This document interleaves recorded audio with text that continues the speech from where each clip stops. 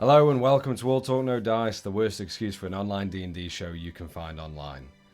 From last we left off, the Companions of Fate continued their journey through the Crawler's Respite, the heavy and desolate desert of Growldeem, on your mission from Brenton and Lawkeeper Bolin. You all spent some time interrogating Greed, the goblin hostage you had captured after your fake caravan plan lured out some of the herons, and you were able to get some valuable information regarding the ruins hideout, as well as the hierarchy and operations of this mysterious cult. Finding no more use for Greed after all was divulged, Gerald slit his throat and later buried him in the sand, while you took turns to rest and scout out across the sea of golden hills and blue skies. Soon, after only a few more hours following your group vote to keep heading to the ruins and not return to Brenton as of yet, night slowly began to wash through the light grey skies, turning to dark grey, then to pitch black. Leaving Rayloff and Terra to rest, Gerald and Theron were the only two up for the night shift, as you both spoke slightly and kept your eyes peeled to attempt to find anything through the black void of desert night that surrounded you, with freezing cold winds hardly letting up. Now, as Theron stands beside the cart with an arcane light in his hands, lighting up his face and finding nothing more in his vision, Gerald, you hear distant scuttering and gargled screeching before a few controlled explosions that echo across the dunes. You quickly scramble to the top of one dune and look across the desolate landscape, peeking through this abyss of nothing, and you hear one more dull and finding a humanoid figure at the end of this hot flash of molten orange and sparks for a moment, leaving this wasteland now silent and eerie, if not broken by the whispering winds that are continuing to hammer against your forms. This is where we pick it up.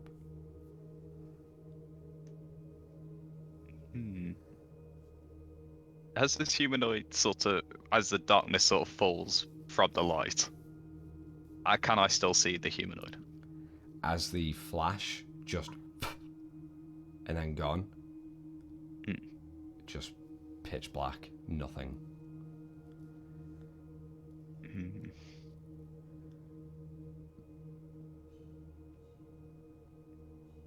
You just hear Theron. Gerald? You're on. Shut up. I definitely heard something. Yes, I know. Shut up. And I'm going to be listening intently out to hear any minutes going on. Roll a perception check for me.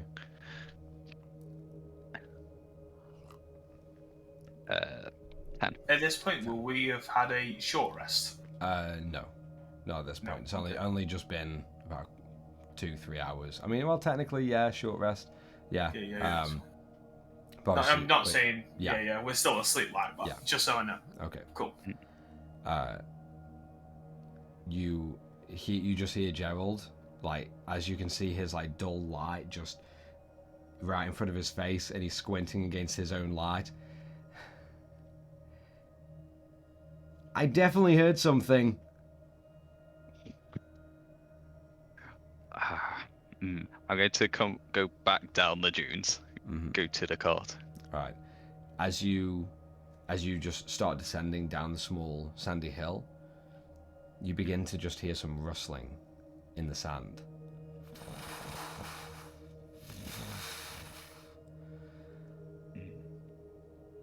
And as you look around through the pitch black, although for you the very dim space around you, as the fire slightly begins to just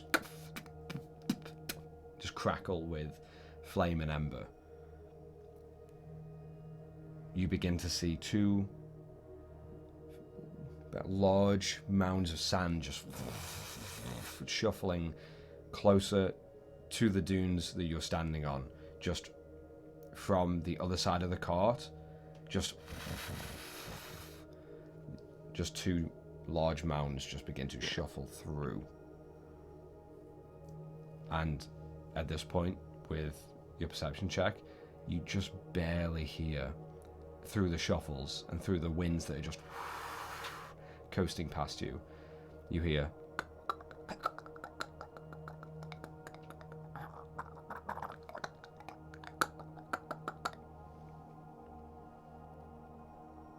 I'd like to pull out the vial of dwarf blood that I got.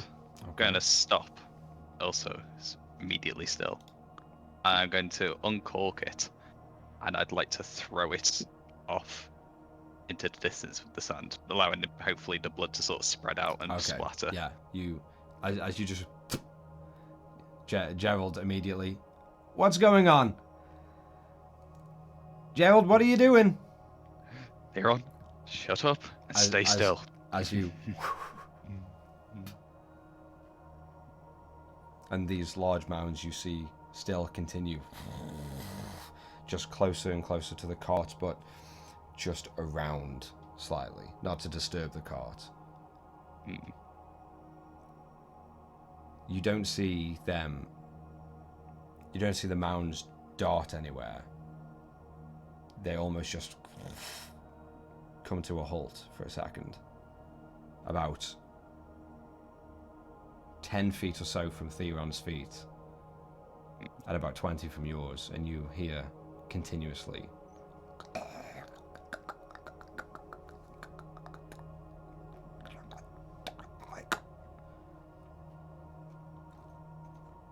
I'd definitely like to take the dodge action, essentially. Be prepared to move in case.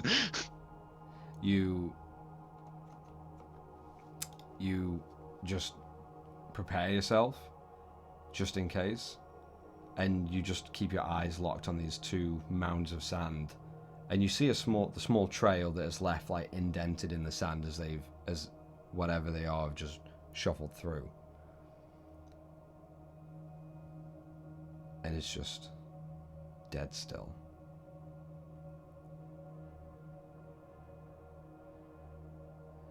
And then you hear Theron, "Okay, I'm coming up."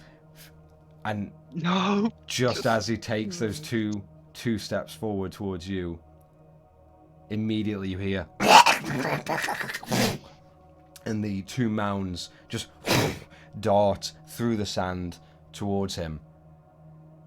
And almost in a flash, you see you see just a small, like, grey claw just latch up out of the sand, latching onto Theron's ankle. "Gerald? Buddy?" And he gets instantly dragged under the sand. What are you doing? Would that shout have been loud enough to wake us up at all? Both of you, roll a perception check with disadvantage for me. I am fucking asleep. 15. Rayloff, you get woken. You hear. Would have been a 7. Yeah, you hear Theron yelling over to Gerald. He just as you're like coming to, you just hear, "Buddy," and then just a shuffle in the sand, and gasps as Theron, or at least Gerald, you see through the pitch black, but with dark vision, very dim area around you, with the fire cascading off. You see Theron just dragged underneath the sand,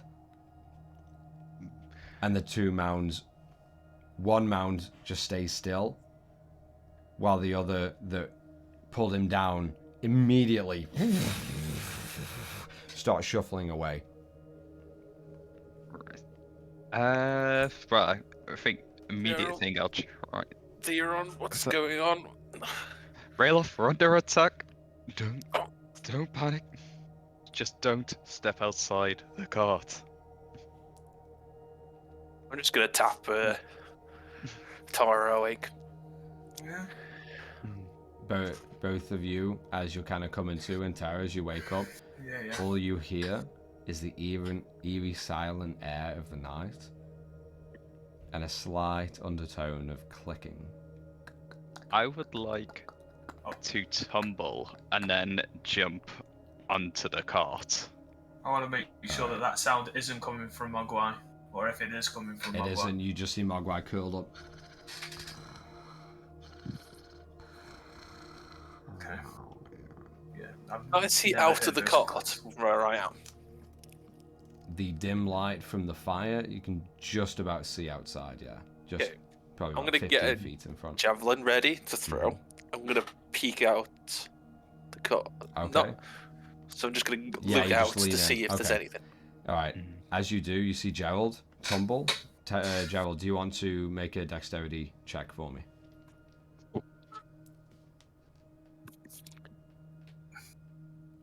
Not bad. Non-natural 20. Nice. Oof. If something latches out, can I throw my speed javelin at it? Yeah.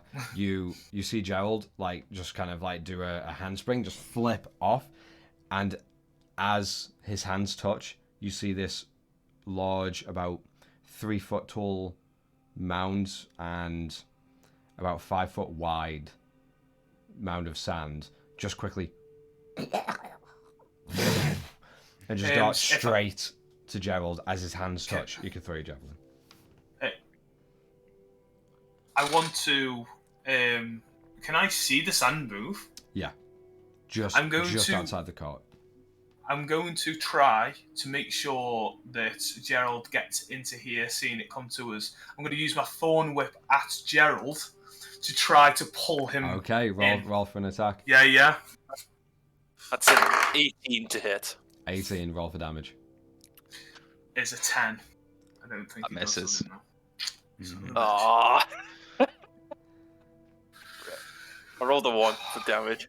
Okay. 5 damage, Alright. piercing. Okay, so Gerald, as you flip, your heart almost begins to palpitate and just pump harder and harder as you hear that clicking stop for a second before the sand quickly is darting towards you. And just as you kind of look mid handspring, you see a viney whip just into the sand past you before you complete the flip and slam down onto the cart. As Rayloff, you just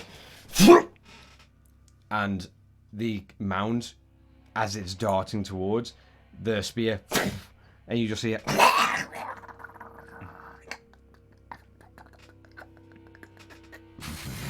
before the mound of sand just disappears, the javelin slowly retreating itself as well, deeper into the sand.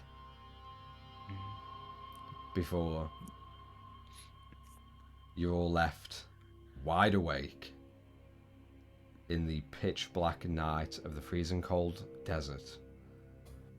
Theron nowhere to be found. Where's Theo? The fool decided to move and get off the cart.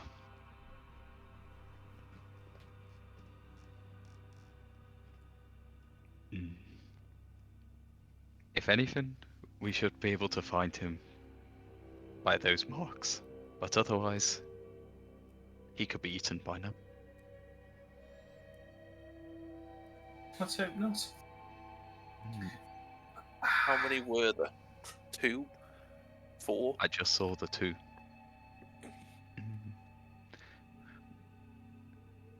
They just come out from underneath the sand. It grappled, and it ran. But it didn't. It didn't get distracted by the blood I threw. Okay. Do you think it got? Whereabout were you? I was up there on the dunes. I saw the guys, a figure, making explosions somewhere. Whilst he was doing that, I didn't notice the mounds getting closer until they were a bit too close. You see the path it travelled. I'm gonna DM. Do I see which way it went? Did it go back on itself, or? You, at least from the initial glance, and when you followed where they went before you turned back to the party in the cart, it was almost continued along its journey, northwestish, west. At least from where the groove is, slightly. Yeah. Okay. So, about that direction, that way? this is still a desert and they can burrow. What do you propose? Do we go after?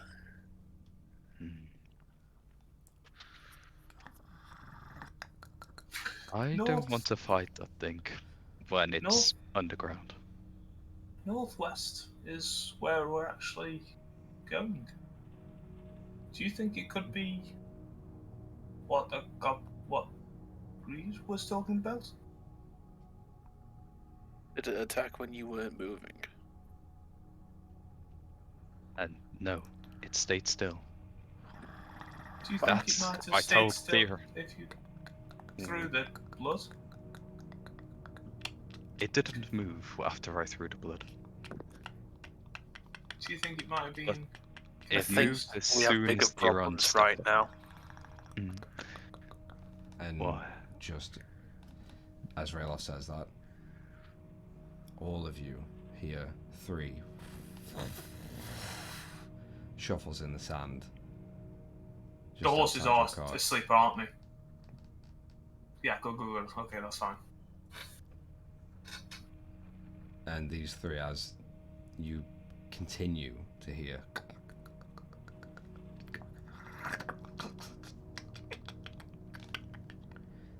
you hear these 3 mounds getting closer and closer to the cart. As this is happening, if we're going to fight them, we need a way out them, getting them out to the ground. And they quickly just shift underneath the cart. You feel all of you and the cart slightly rise and lower as you peek your heads out and you see 3 grooves of these mounds just vanish off into the distance.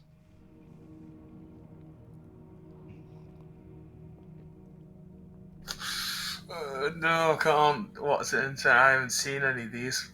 Bastard. After Have about, they started to go away? yeah, after Okay, I'm a going little to. moment, it seems like they're completely gone.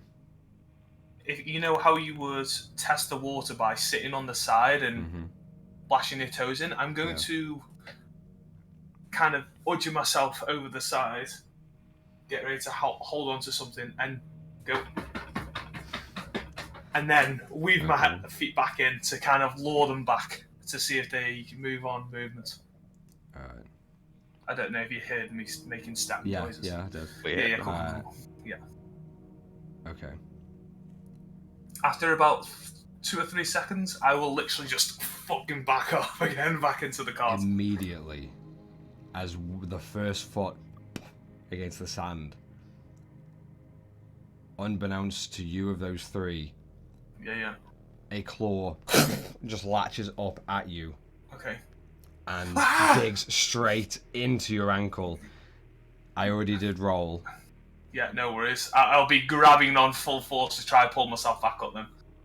I'll grab onto Tara then and try and pull to try and help. Alright. Assuming I can. Alright, so that is 12 points of piercing damage. Oh! Okay. Can I try and lift Tara up to try and pull them out this time? Tara, roll a strength save, and I'll say with advantage with Rayloff and Gel behind you pulling you back. Strength save is a 12. 12, okay. And that's and the claw just latches in, and you see almost this pincer at the end of your foot, it just almost, not like pretty much crushing into the bone and the flesh. And you just feel the just sharp shooting pain just rack your entire body before you feel Rayloff just hook over you and pull back.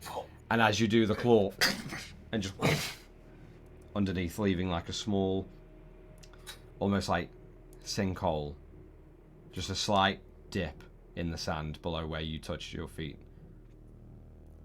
I'm gonna immediately look at the wound to see if anything like shit is there or if it's just roll a Constitution saving throw for me.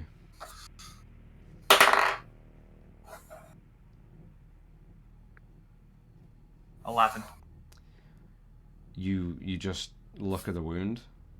Yeah. And you blink a few times, and your vision begins to slightly turn hazy. And then you just feel an immediate of aching and almost like a snake bite as the venom just seeps into your bloodstream. You take 6 poison damage. Okay. And your vision continues to be hazy, and you feel slightly fatigued, but not enough to impair any movement or actions. Okay. But just hazy vision, and you can just feel your ankle and foot just throbbing. Through the time in the jungle of any animals that I would have seen, would I presume that I've seen anyway, I'm going to use one of my wild shapes to turn into a snake. Okay. And hope that if there is any venom there, it'll kind of like feel normal with me having any venom in me. So as Tara, her body cracks and shrinks and elongates into this form of a snake, as Rayloff, just in your lap now, slithering, and all of you hear again.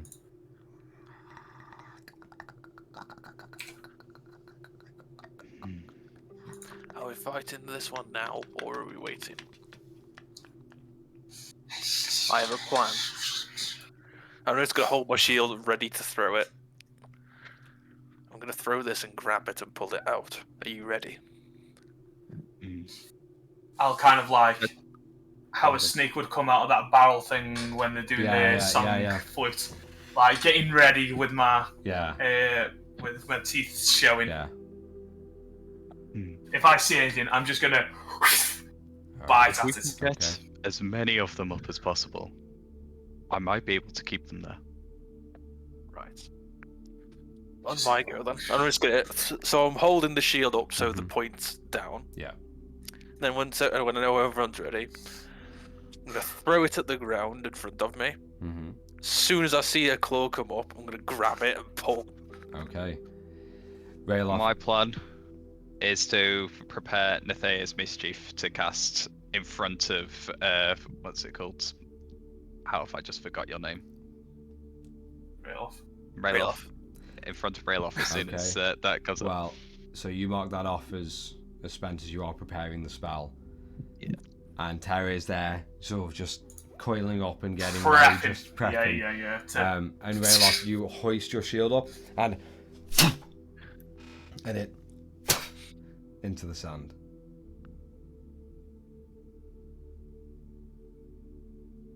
And you hear no movement. I still hold on to the spell. Keep going.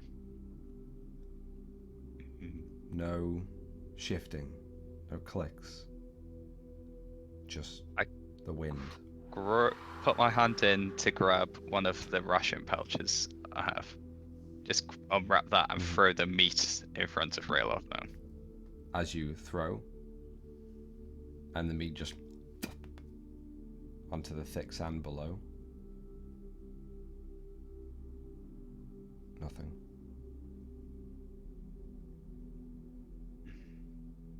The only other sound from the wind now you hear of the small fire still barely sputtering.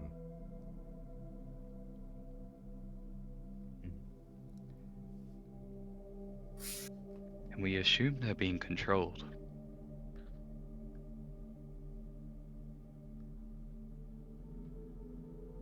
As my snake form, I'm going to slither down and go onto the sand.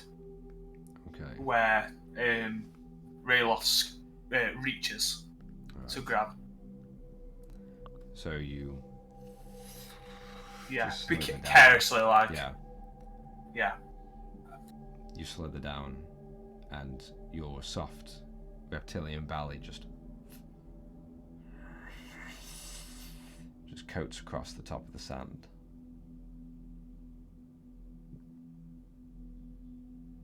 No movement. No shuffling. No clicks.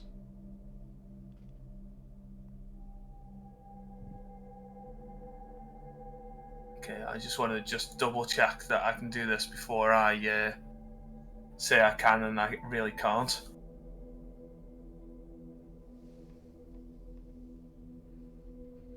Okay. You're going to rail off, you're going to see my snake form kind of like usher up, so look directly in your eyes like Dracula, and telepathically you're going to hear me say,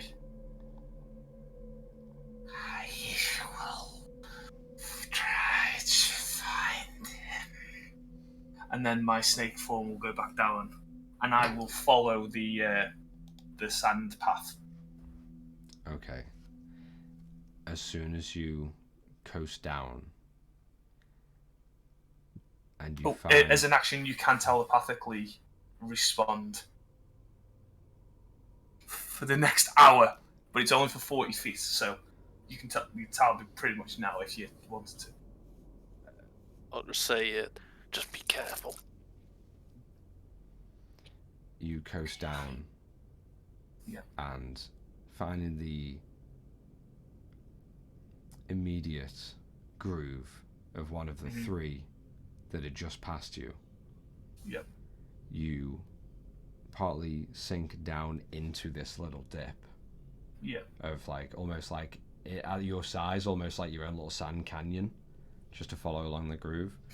Yeah. And almost about 25 feet out, away from the cart, the sand becomes thicker and dull and almost in your way to match the rest of the dunes and the floor and the sand. You don't see any more groove. Like, could I presume that it dug down? Possibly. And you say I'm 25 foot away from where I just literally was. Yeah. I'm going to turn back round, look at Rayloff.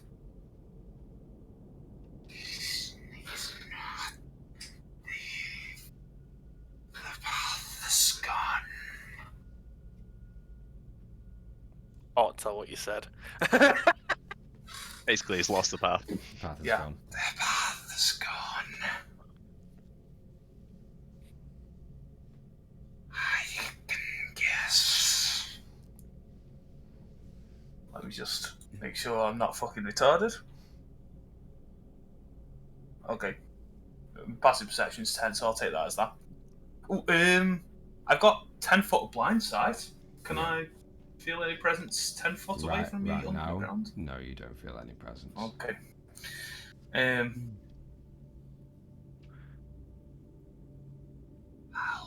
No.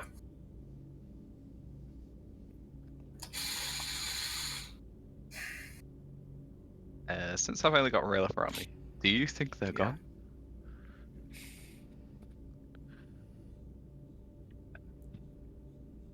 Seems Tara said the path is gone, but I don't trust it. Then one last chance. I'm still holding this spell, by the way. I know. I'm going to jump out in front of Rayloff, and I'm going to sprint left and right, essentially across the sand. To grab anything that comes. I'm going to head back then. I'm going to head back, seeing that they've.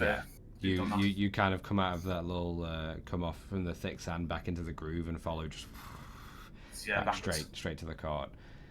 And as you get about 5 feet away from the cart, you see Gerald leap out of the cart and then begin serpentining left and right across the sand for the next 20 feet away. Yeah. There's no movement. No shuffling. Anything from blindside still? Nothing. Nothing. I think we're okay. Famous last words. I think we're gonna be okay, Zink. We held it, and then we go. No, we are fine. Right. What's the plan then? Are we going after? If only for me to chastise him, yes. I'm gonna go back to where the thing is. I'm gonna grab the boards then. Then you're gonna need one of these. I'm just gonna shove it into it. Right. And now I've got to learn how to use this. We all need to learn. Well, Tara, which way? We said northwest, didn't we? I'm going to like propel myself back into the cart and revert back as Tara. I'm not catching you. That's fine. I'm just gonna go pling. You just gotta woo. Yeah, as the snake just jettisons itself into the cart like a coiled spring, just as it lands onto the cart, Terra reverts back to a humanoid form. What were you saying? I think we have a race to get to Theron. Yeah. Well, let's hope you can ride the dunes. Let's hope so. 3, 2, 1, and then I'm going to start making the Dune whisper as I then say go.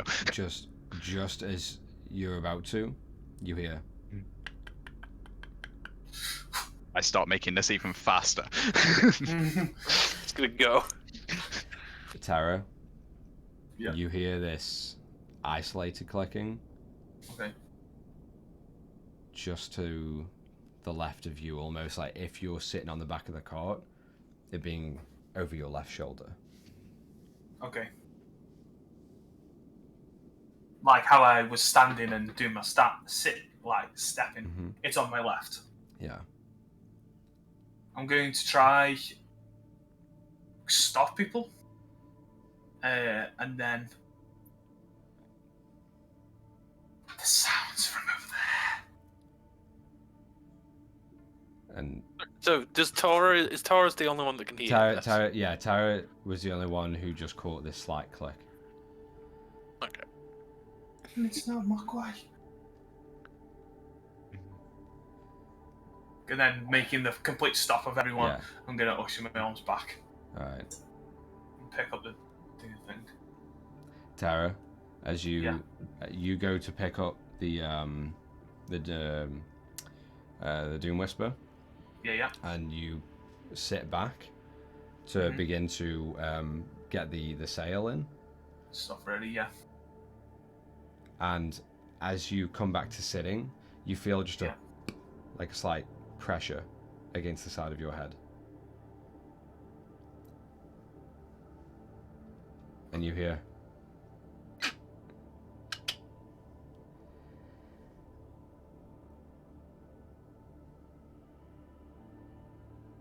Guys? Can we hear it as well? Yeah, you hear... way different from the other clicks. You hear a very... that was an obvious difference. A very noticeable... I'm going to look out of the little window from where the horses are. Well, as you're at the back, as you're at like the open back of the carriage, and the pressure is just on the left back of your head. Okay. You just hear, I wouldn't be hunting any of them anytime soon.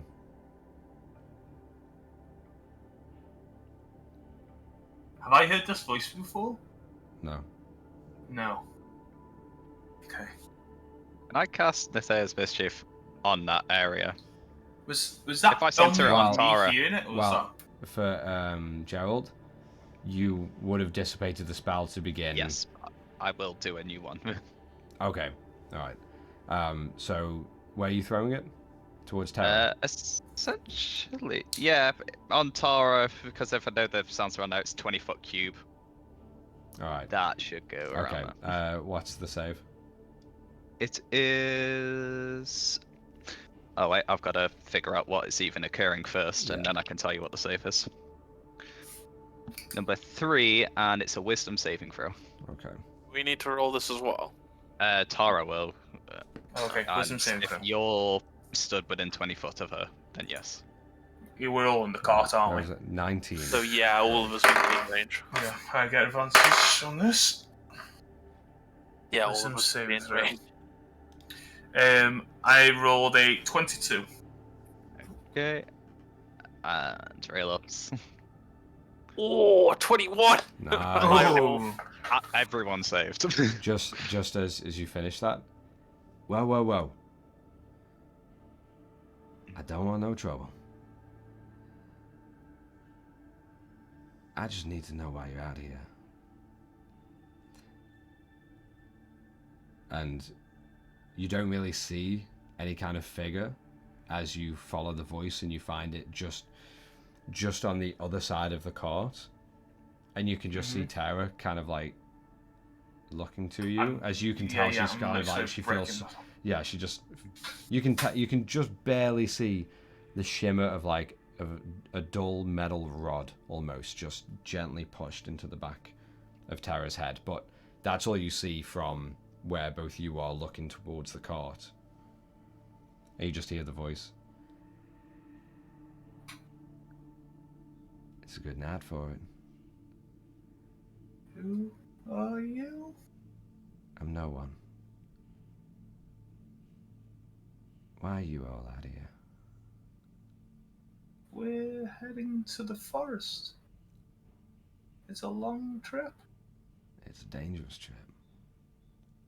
That's why we've set camp. Can I not almost shit myself? I'm literally like trying to be as still as possible. Yeah. I'm just gonna keep you where you are for one moment. That's fine.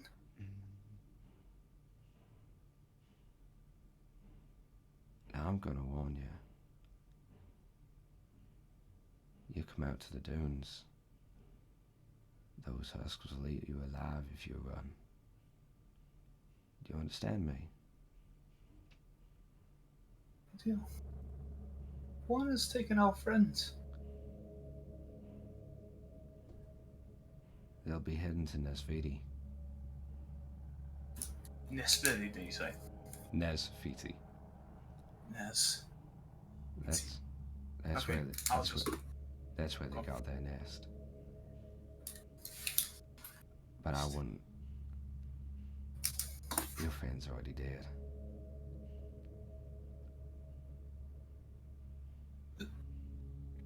Maybe a silly question. Look ahead. I am.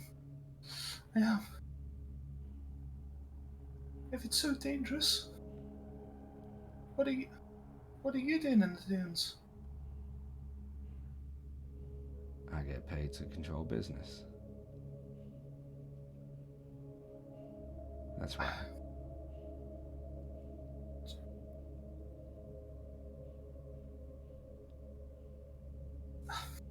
Forgive us for if this seems, let's say, too personal. But I don't think I believe a word you say, considering I'm guessing that was you earlier, causing all the explosions. Then they arrive suddenly they attack us, and you arrive? There's a fair point. I didn't plan on getting caught. But one found me, and I had to put it down. My best advice: wait for the daylight.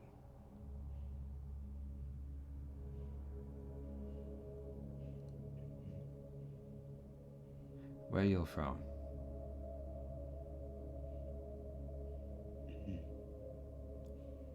I'm sorry, girl. Keep looking ahead. I don't want to do this much longer. Neither do I. We're all from a ways away, but if you have, are you just here for the warning? Or is there something more that you had needed?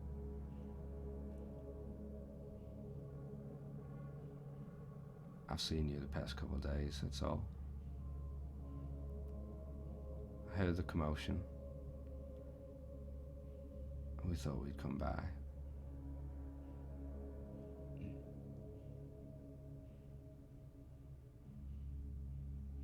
What are the herons to you?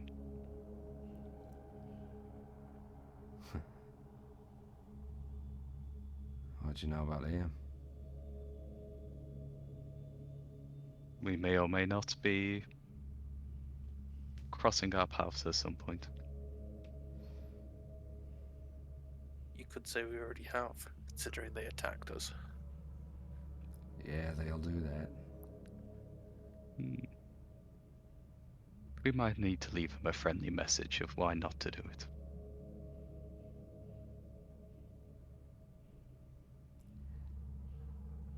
I might want to join.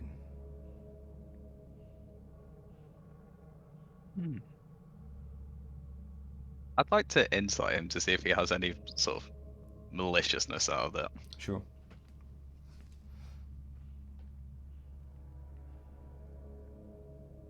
Uh, 15. 15. He doesn't seem like he's lying. You can tell in just the intonations that there is some malicious intent, but not aimed but towards no, us. well, no, Not aimed towards you. well, no deceit. Just Yeah. Yeah. Okay. With the This is situation full how it deceit, is. That's fair. But Could we have a civil conversation? we're talking right now. No, you don't We move. are, but you've got a rod Don't. at my. Move, please. I'm not moving. Just talking.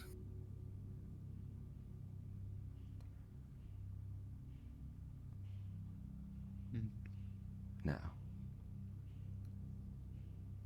you want to stick it to them?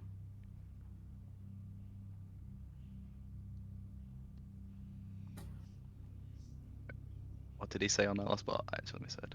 You want to stick it to them? In a manner of speaking.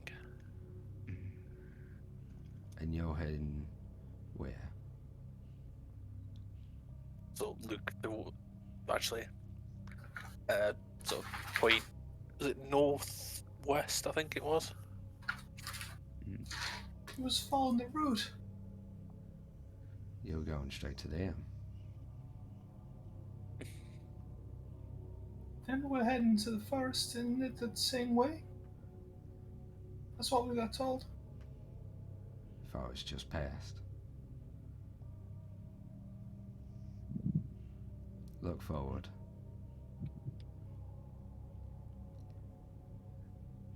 You're heading straight to them, yeah?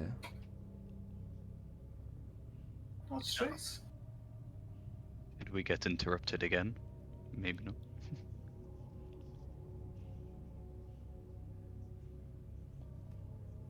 Girl, open your hand.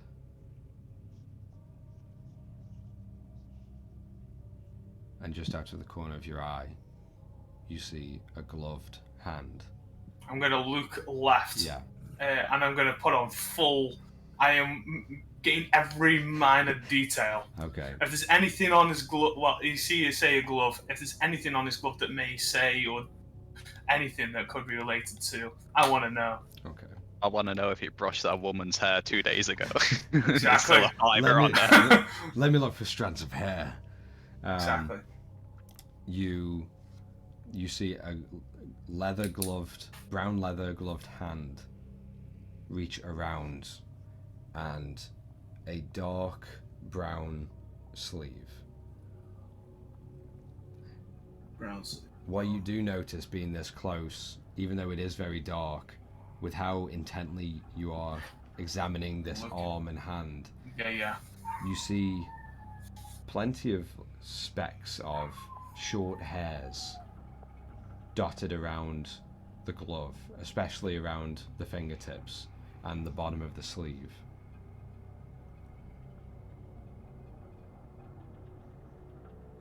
Before you just feel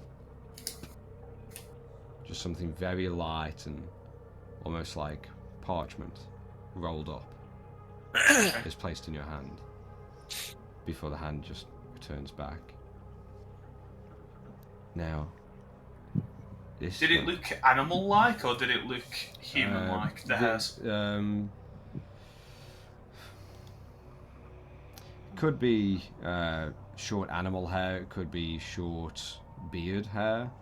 Okay. It just could be short hair that's molting, or Yeah. anything. Fine. It wasn't completely coated, but there was definitely some quite a little bit of specked through. Not a problem. And you just hear the voice continue. Now you got that. I'm gonna leave you, and I might see you again.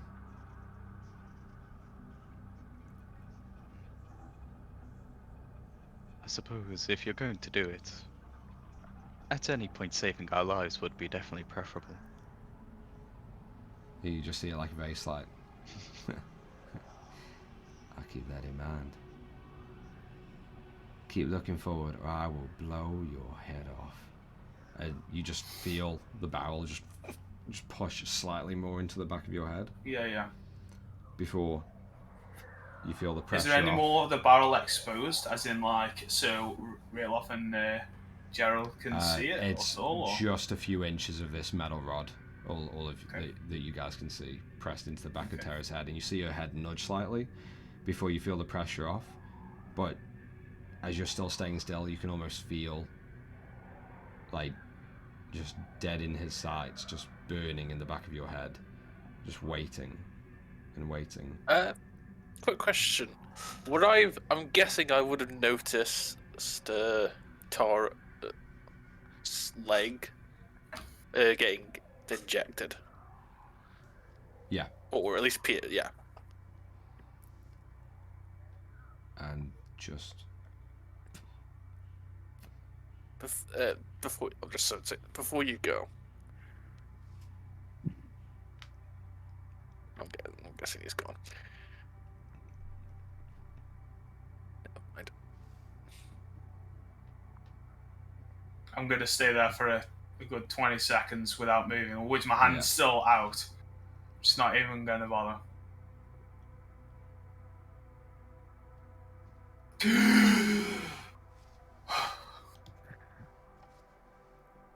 You know, in some ways, I found it less scary when I knew there was things surrounding me in the dark.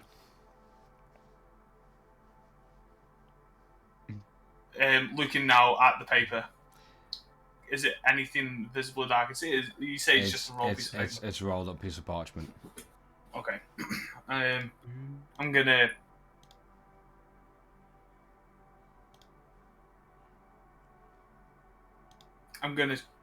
slowly, bit by bit, open it. I hope that nothing...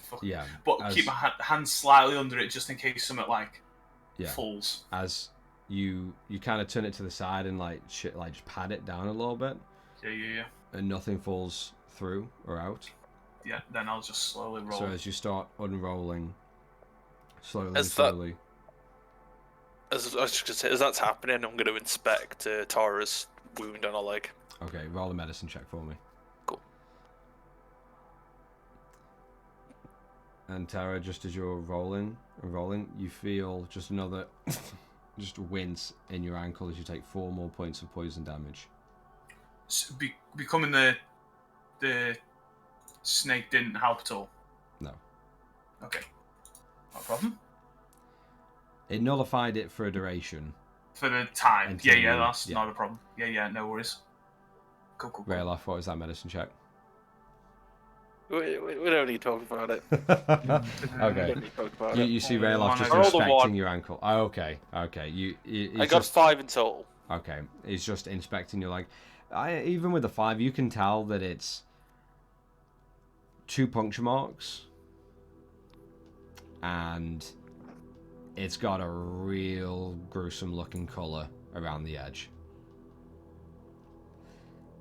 Tara, as you continue to roll out this piece of parchment, you see the start of lines and text and boxes. You see at the top just scrawled, actually let me get it here. I'm going to guess it's a map then, possibly. I mean, as this is happening at the back, I would like to cast Minor Illusion for the writing on this note is now going to glow, and a claw is going to come out. You asshole! I knew you were gonna do that. The writing. As soon as you said Minor Illusion, you bitch. Alright. It's going to come out to Tara. Tara, as you are like squinting through the very dim light that fire is casting barely across you, through the pitch black void around you, you look and the text, the hand scribbled text becomes slightly visible, and as you're about to follow from the left to right, you see this white spectral hand just launch towards you out of the paper. I like scream and kind of not. I won't throw it. I kind of like just push it away from me, and you see that and just bolt it back. I've still got hold of your leg at this point. Yeah, that's fine. So you dart back. I kind of like feel the pull. And then just like recede the cancel the illusion. And you notice Gerald kind of just snap his finger and the hand. You will hear a slight chuckle from him. I'm guessing I would. Yeah. Yeah. I'm just gonna punch him. I'm literally right like, square in the jaw. I'm gonna attempt to get up using my good leg, and just. You get up. Not in the face, but in the holding arm. onto Rayloff's shoulder, like who's looking after your bad leg, and you just and just thump Gerald right in the shoulder. And Rayloff, you said you were gonna punch him as well. Right in the jaw. Right there. All right, roll for an attack then. Get him on the square.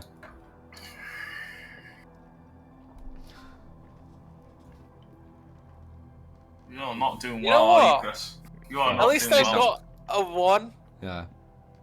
On something that doesn't matter. I Exactly. rolled a 1. Okay.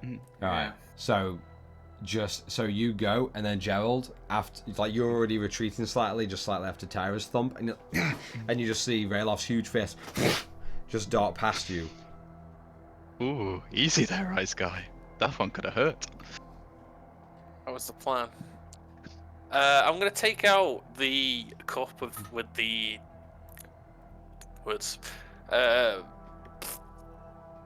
I'm gonna take. I'll take out my herbalism kit, and I'll take out the pot of blue flowers. I'm gonna touch Rayloff on the shoulder and say, "Please don't hurt me. I hope you know what you're doing." I'm gonna give you guidance if it helps at all. Nice. Yeah.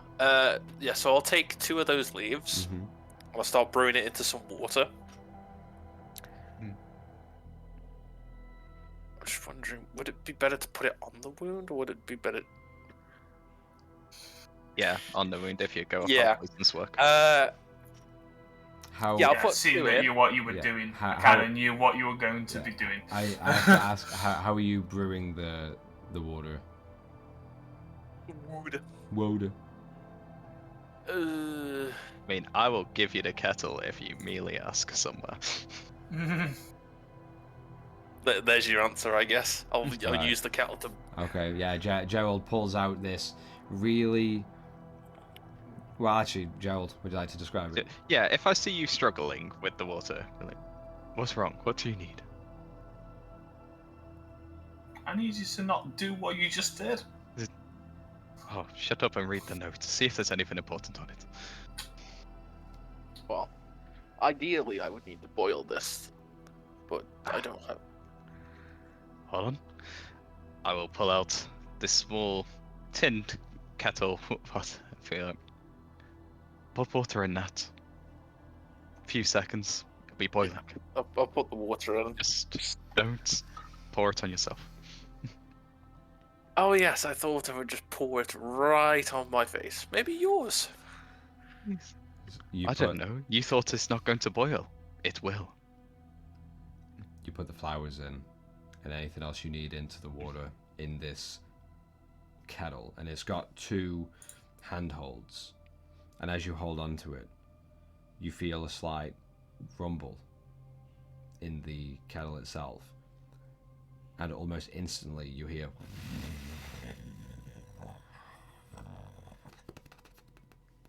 as you look in, and there's steam already rising, burning hot out of the kettle within seconds.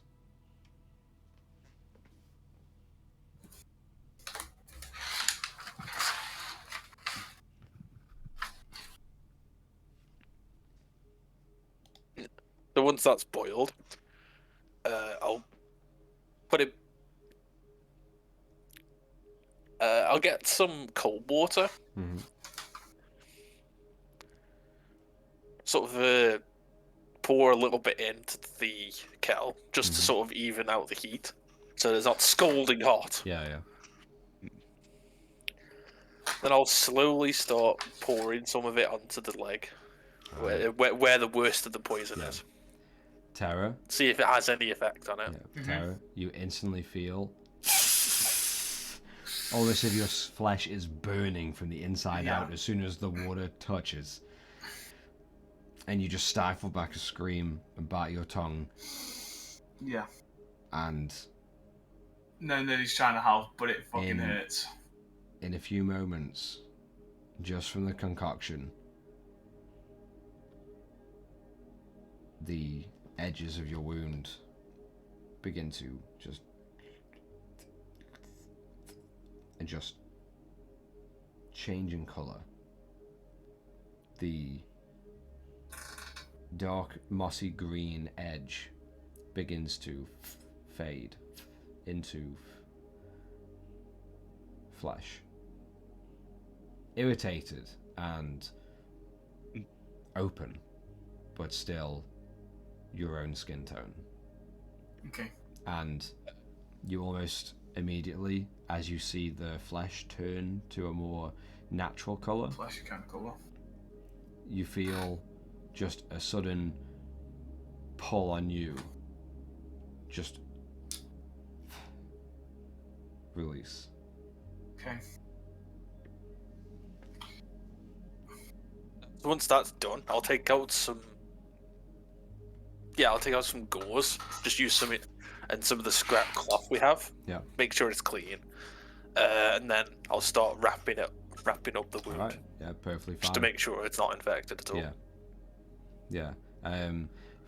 Roll a medicine check for me. Please don't get a 1. Can't do it again. Oh. How much yeah, does guidance give? I'm just going to use guidance. 1d4. 1d4. Cool.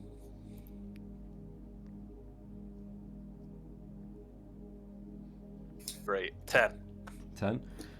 Ten's, fuck all. Yeah. 10's enough to understand that, at least externally, you don't see any kind of sign of infection. And you feel that you've tended to the wound and wrapped it with fairly cleanish scrap cloth and very clean gauze, enough to pretty much save the ankle and save the wound from any kind of infection or anything getting in. So you feel like you've done a good enough job, and you're confident that it's going to be on the mend. I cross my arms and put my hand to my head. Do this stupid move. Pull out my backpack. In my hand, you see 3 vials. We brought this from the shop. Pass one to Rayloff. Think about giving it to Gerald. Pocket it back. Now I'm kidding. I'll give it back. I'll give it to Gerald. The fucking You got me there. vials of venom and poison resistance. Awesome. And they've got 3 swigs in them. Yeah. You owe me. Look, pointing at Gerald. Mm-hmm. we should have fucking taken this first. Indeed. But Rayloff, I do appreciate it. And kind of using my quarterstaff, I'm going to tap towards not touching skin, but near skin. I'm going to use one of my Balm of the Summer Courts on myself. Okay. Just to heal up a smidge. Yeah, perfectly fine. And you see Tyra do this, and still in her other hand is that partly now rolled up piece of parchment that is still mostly rolled up and concealed as she casts this slight spell. Marcy's actually, do you think I could just sort of try and nick that from Tara's hands there? Roll I'm just going to grab your hand. Hold on. Is this the parchment? Yeah, roll a sleight of hand check, Gerald, and I'll roll the ones to keep it in mind. Rayloff, roll a perception check. 10. 11. Okay. Am I doing any kind of roll to try to keep it in my hand, or? Right now you notice you as you're focusing on your spell and you're still holding the parchment, you feel just a slight tussle, like not in the air but close enough, as you see like Gerald reaching out, and almost instantly as he gets like tries to just sneak around, just Rayloff grabs and holds his hand up. Excuse me. Grab it and just squeeze it hard. You just feel now that is just a bit tight. We're gonna throw it off. So feel like your that. arm throw. She was taking her time opening it, and I'll open it. No. I'm gonna not caring, caring less. Okay. On Yes. rolling. Right, An actual hand comes out there. You roll it out, and at the top you find hand scribble. Like you find all over this parchment different scribbled notes. Some more legible than others, but the most legible is the text above. A somewhat kind of like very cryptic drawing, but easy enough to understand. You read at the top, just scribbled, "The ruins of Nesfiti." And below the text, you begin to see almost jagged lines that meet boxes, that meet smaller boxes and rectangles, all partly filled in with slight little, not comical, but almost just small details that would bring you to believe there's certain things in these boxes, and you quickly understand these are almost blueprints. Okay. And this is what you see on the map. Juicy. Okay. There's Viti. That's what you would have been, Tara, if we had let the poison carry on. Or where the Theron actually is. Hopefully. Disappointed Tara is not hating that joke. No. Yeah, because I'm more looking at the parchment. You see she is just No, reading the entire thing and just trying to take it all in as much as she can. Yeah. I'm gonna look more towards that right side that looks like a aerial chamber type style. That's the one. Yeah. Yeah. See if there's. Does it look? I want to say memorial, but obviously that's gonna be true. But I mean more like a ritual kind of thing. Does it look like a layout that a ritual would be taking place there? Roll an intelligence check for me. Or religion check, completely up to you. It's still both shit, anyways. 6. 6. You're not sure. I mean, for all you know, for a blueprint. yeah, a drawn blueprint. whoever threw this up could have just filled in some of the noted chambers to make it seem like, or to try and match what they've heard or what they have seen themselves, or maybe what they imagine is in there. Get you. The general layout seems sound. It seems like logically understandable and researched. Okay.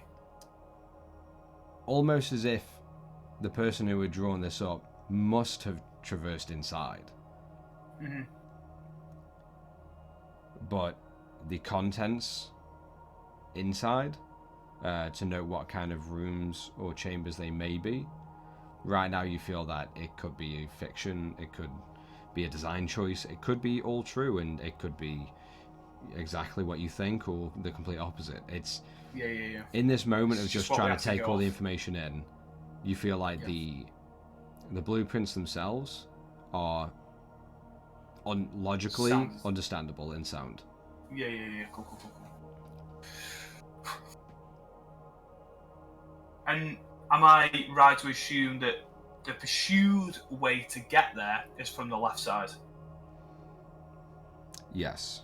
There's just caves and taverns on the other. Yeah, caves and different caverns. Cool. You do. Let me just get it up. You do see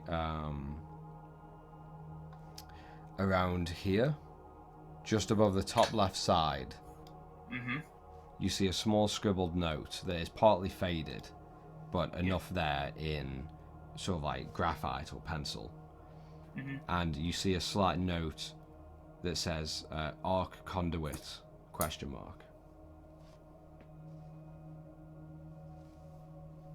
North, west, mark. What did you say? Sorry. Arc conduit ? Good thing. Okay. Do you know what an arc conduit is? Any of you at all? And also, the thing that he had in my head, it felt cold. Or did it feel hot or cold? Sorry. Cold. I don't know why. Do you think it could have been the guy with the white hat and the scope that we He seem did say to he see? was watching us and saw us earlier. I only just thought about it. That's why I've just abruptly stopped the conversation. Anyways, I'll kind of like pass it to Rayloff first. I was going to give it to Gerald, but I'm actually going to give it to Rayloff first. So, Rayloff, I think it's a map. Tara passes you these homemade, drawn-up blueprints. Yeah. With the title above of the ruins of Nesviti, and it's very, very basic but very in-depth at the same time. There are certain details and notes you find. Further looking into it, you find scribbles on the far western side here that note down entrance/exit ? Yeah. You find notes towards the far northern end of the blueprints at the top here that says burial, shrine, sarcophagus ? You find some slight notes scribbled for the center saying ritual, arena, trap, common room ? And at the far eastern end of these blueprints, you find notes scribbled chambers, throne, leader ?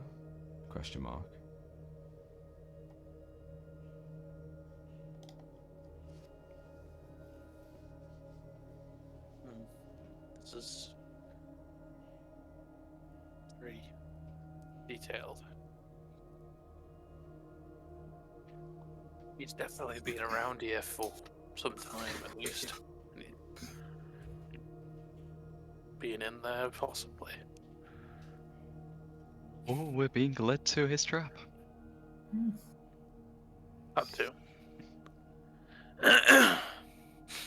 I'm willing to believe he didn't send the ground bug things at us. No.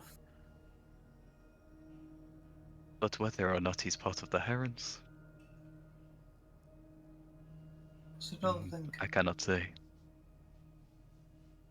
Well, this is better than not. We've got an idea now, or a possible idea. We could maybe do a little scouting of ourselves, get there and be slow. Just clutching onto the sides of the car a bit so I can actually scurry around and look at the map a bit. Just peeking over you and be like, judging by that, there's more than one entrance. Assuming we can even find the entrances to those. Yeah. But to more pressing matters, what are we going to do about Theron? Assuming he's probably He'll be here, there. just getting there is going to be the benefit. The question is how. We can move by horse, but that's going to make a lot of movement. You do notice, Gerald, just as Tyra is talking about what to do, rail off about Theron, you squint in at the map and you see very small scribbled texts. You see to the bottom left, here on the map, you see one single little question mark. You see to the top left, an X. You see on both of these runways, X's. You see a question mark at the top right.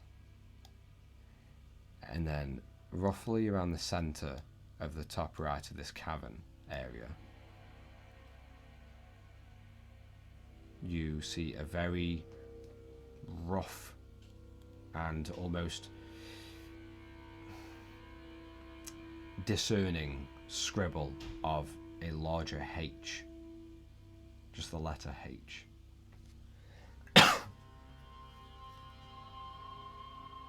And the bottom one. Yeah, sorry. Yeah, I didn't it in. Cool.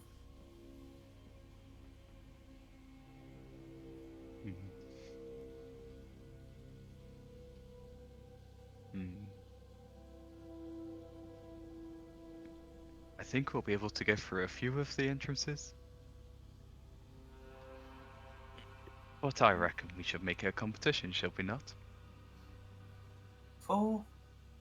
I'd say 1 gold to whoever from each of us. Whoever finds an entrance. And then 5 gold to the winner who gets Theron first. I think we should start working as a fucking team and not put any gold in. How about that? Is that not an incentive? Is that not teamwork? I'm gonna stare at you blankly. Yeah, still looking. How I see it, we've got a friend in distress, and you're putting a bet on? We're not in no bar anymore. So... Fine, I shall charge him for the rescue. That I can go with. He owes us big time. Completely going down on my own freaking sayings. So Rayloff, Tara seems like she's poor, but you haven't objected. That I can't complain. I sort of put my arm around his shoulder, which he can't really escape from because obviously I'm very big compared to you. Alright. How about this? You stop talking about betting on people, on our friends, And I won't punch you in the face until you blank out. And also, as I say that, you're just gonna feel my elbow just slowly coming in under your neck. You just feel this thick forearm just slightly into your throat. The whole as he goes down, I wonder if I could just quickly just pop myself out. Roll well. Let's say it's a grapple, so roll a acrobatics check and Rayloff roll athletics. Athletics. Baby. Oh dear. Oh dear. Like, Oh, what'd you roll? 19. 21. Oh, Yeah, you nearly just slip, but the forearm just darts slightly down, just a shift, and keeps you there. On a slight assessment, maybe I'll accept. I'll give like one more squeeze, then let go. Yeah. Mm-hmm. Good. Like, I won. I'm glad we came to an agreement as good friends. So let us find our last friend before he becomes It's true. what I'm assuming is bug food. Is there anything on this piece of paper that tells us exactly where these ones that are coming away from the ruins themselves are? Like, where they could be coming from? No. And even though I was using a compass to explain where these certain notes are, there is no key, there is no compass rose, nothing to indicate what direction these paths may lead from or to. Yeah. It's his imagination of a bird's eye view of this particular area. Yeah. Amazing. Okay. How far away are we from the ruins? Around about now, because you picked up pace earlier, you're about half a day's travel. Okay. 3/4 of a day's travel at most if you really take your time. And it's still dark. It's pitch black. Ugh. And both Rayloff and Terra, you wouldn't have. I was literally just about to say, Rayloff, we haven't well, we have slept, but not enough. A question, does a short rest stave off? A short rest doesn't reset any kind of fatigue. No, but we can do hit points. Yeah. And some small benefits.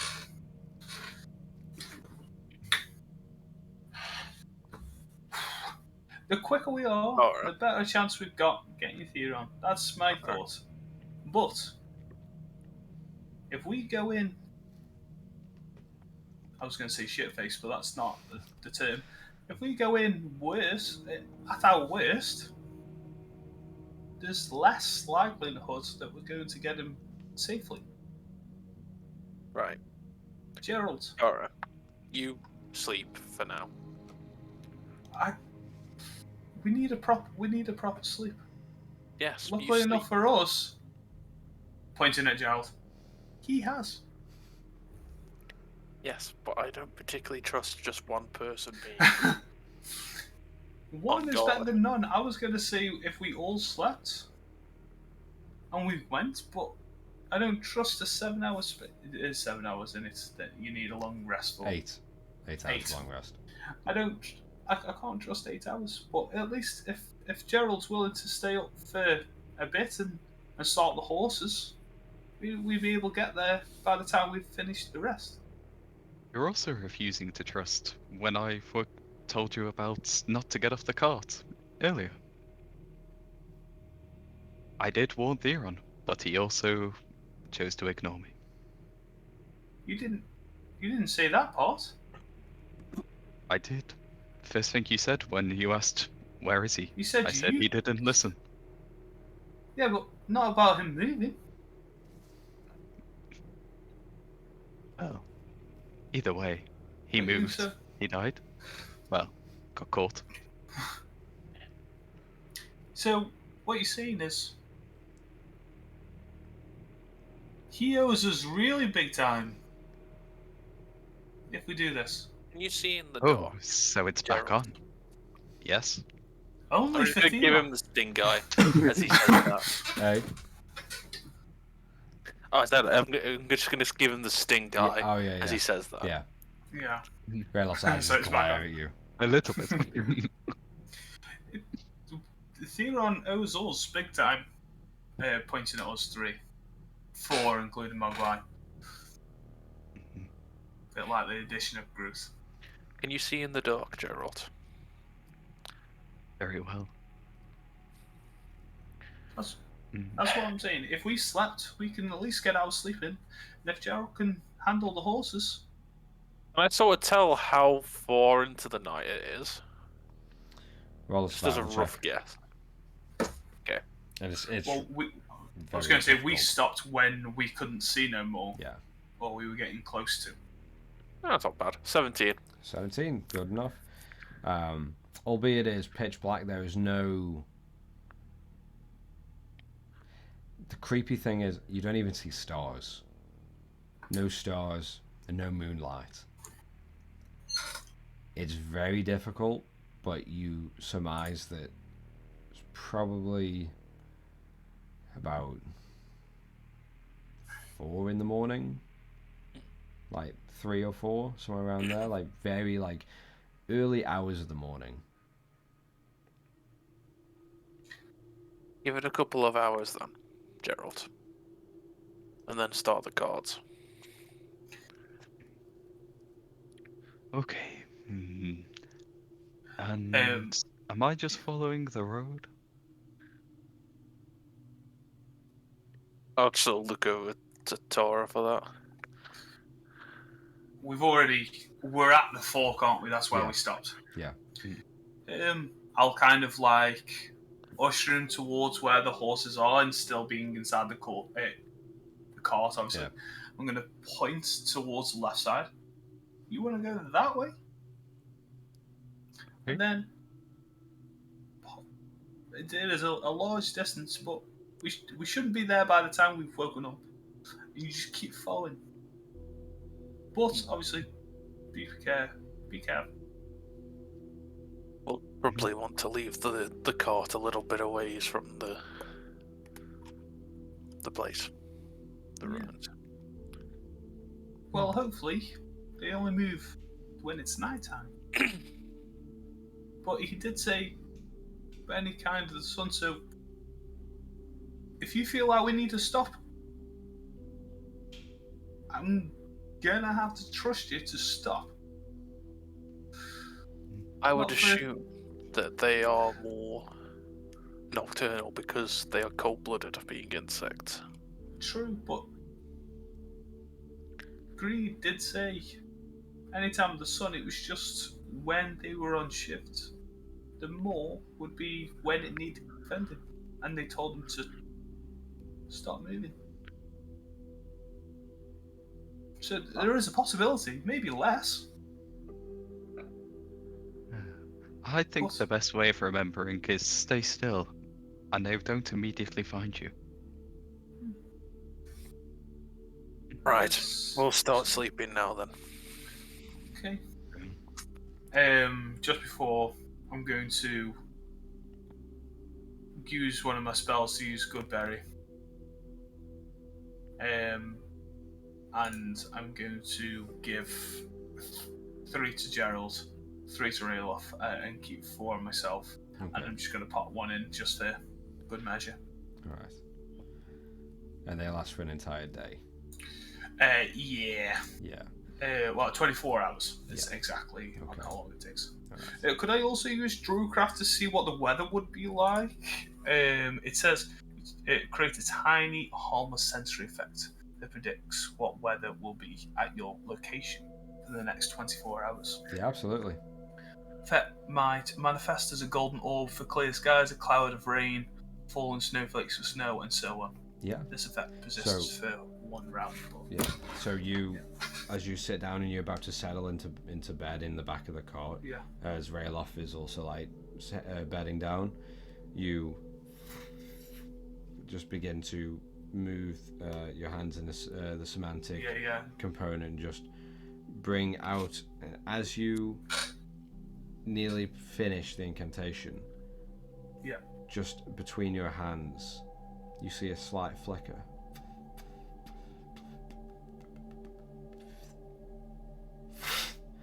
And in front of you, you need to almost like close your eyes slightly.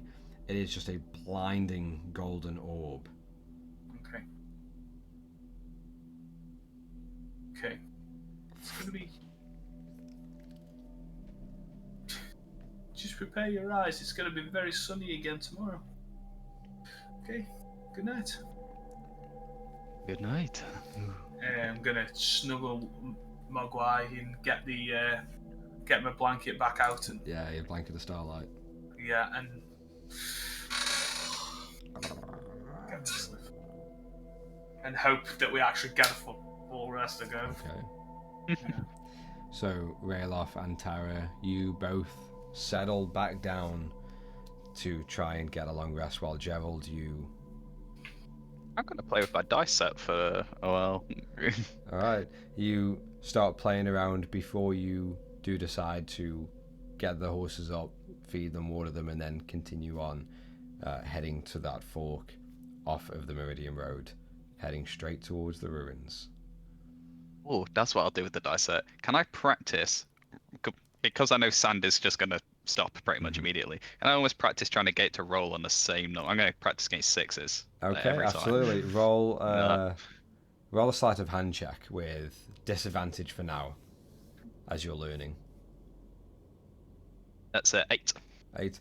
You do knock onto like 2 sixes out of about 12 rolls, but you're still just trying to find the right little like whip and just spin to make it look like a legitimate roll, but also to knock it and make sure it lands on that 6. So you make a little bit of progress, but as much progress as like if you try and learn the lute and you learn 2 chords in the first day and only 1 chord over the next week, like that immediate progression at the start, that's how you feel when you it's get a those setup, 2 essentially. Yeah, I've got that. Yeah. But you continue practice, and just as you see the gentle amber begin to cast and change the pitch black to a lovely grey, dark amber before the darkness completely gets pushed away and the light begins to illuminate as the amber just rains down across the entire sands around you, and you begin to just... and you feel the horses just lurch forward slightly. Oh, I will just do one thing. Yeah, I did. I did go on the left path. Alright. And you follow... no, whether I'm going to mess with them. You follow this fork leftwards, and you find the cobblestone and sand-covered path now turns to complete packed sand. But enough of a groove to show you almost easily and immediately where to go. And all you can think about in this moment of just peace, yet reflection, after the night, as the cart and the horses kind of slightly bump as they hit little mounds of sand and little dips as well into this very thick and very packed solid groove of a road. All you're thinking, just in your mind, you just think, that vial, what a waste.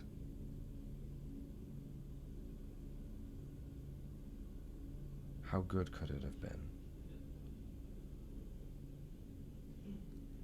And that's where we're going to go for a quick break and come back in just a short while, and we'll pick up from there.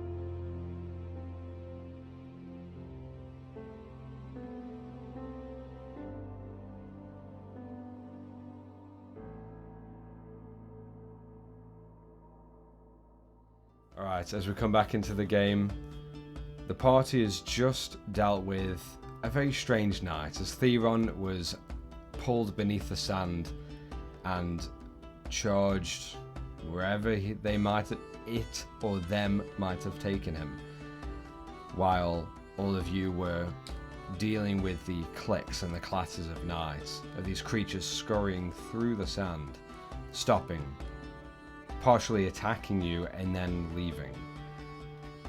You were then met by a calm, soothing voice who wielded a very dangerous, cold iron rod. And after information was exchanged, honesty and deceit was played with, and intentions were questioned, both Tara and Rayloff decided it was time to sleep to head on for the next stage of the venture. And Gerald took his time to practice partially loading his own dice, and then woke the horses, fed them and watered them, and you all began to continue on your journey. And Gerald, you continue just riding the cart down the small packed sand path that led off of the fork that Tara told you about. And very quickly, just as your allies are sleeping, and those distant thoughts become just to the forefront of your mind, and you feel yourself just drifting to thought before you snap back, and the horse is still in front of you. Can I roughly tell how far I've travelled in my little trance there? You kind of like peek your head back out of the caravan as you're moving, and you moved, I'd say, about 800 feet or so. Fucking hell. Yeah. I grab out my dagger, and I'm just going to set it so it's sort of on the back. So Okay. if I lean back, it stabs into me. Okay. That way I don't. All right. No I don't problem. let myself daze a bit there. Yeah. All right. You continue on for a couple hours, and the sun now is just rising slowly over the horizon, and it's just beaming down. You can already feel, like, from the freezing cold temperatures of the night, you instantly start boiling, and you feel just sweat building through your feathers and just coating you. Being honest, I will use prestidigitation actually on myself to keep Okay. myself less champ. All right, no problem. You keep casting and you continue to keep yourself dry, still uncomfortable, but dry nonetheless, and not sogging. After a couple more hours, you find the path is, it's weird. It almost looks off in the distance as if it's going to curve and snake. And when you get there, it is just perfectly straight. And you find the dunes on either side kind of pushing into the path and then winding out. Almost when you look down the roadway, even back, it looks like the path is just snaking in areas. I'm gonna just stop the cart a second. Yeah, Yeah, I'd like to. I'm going to get out and just sort of try and assess the area left and right to see if he. I know it's going to sound really stupid, but if it looks similar to the area he's just been traveling, you know what I mean? Yeah. I'm going to be like trying to figure out if the cart has gone on this road part before. Mm. Yeah. Roll an intelligence check for me.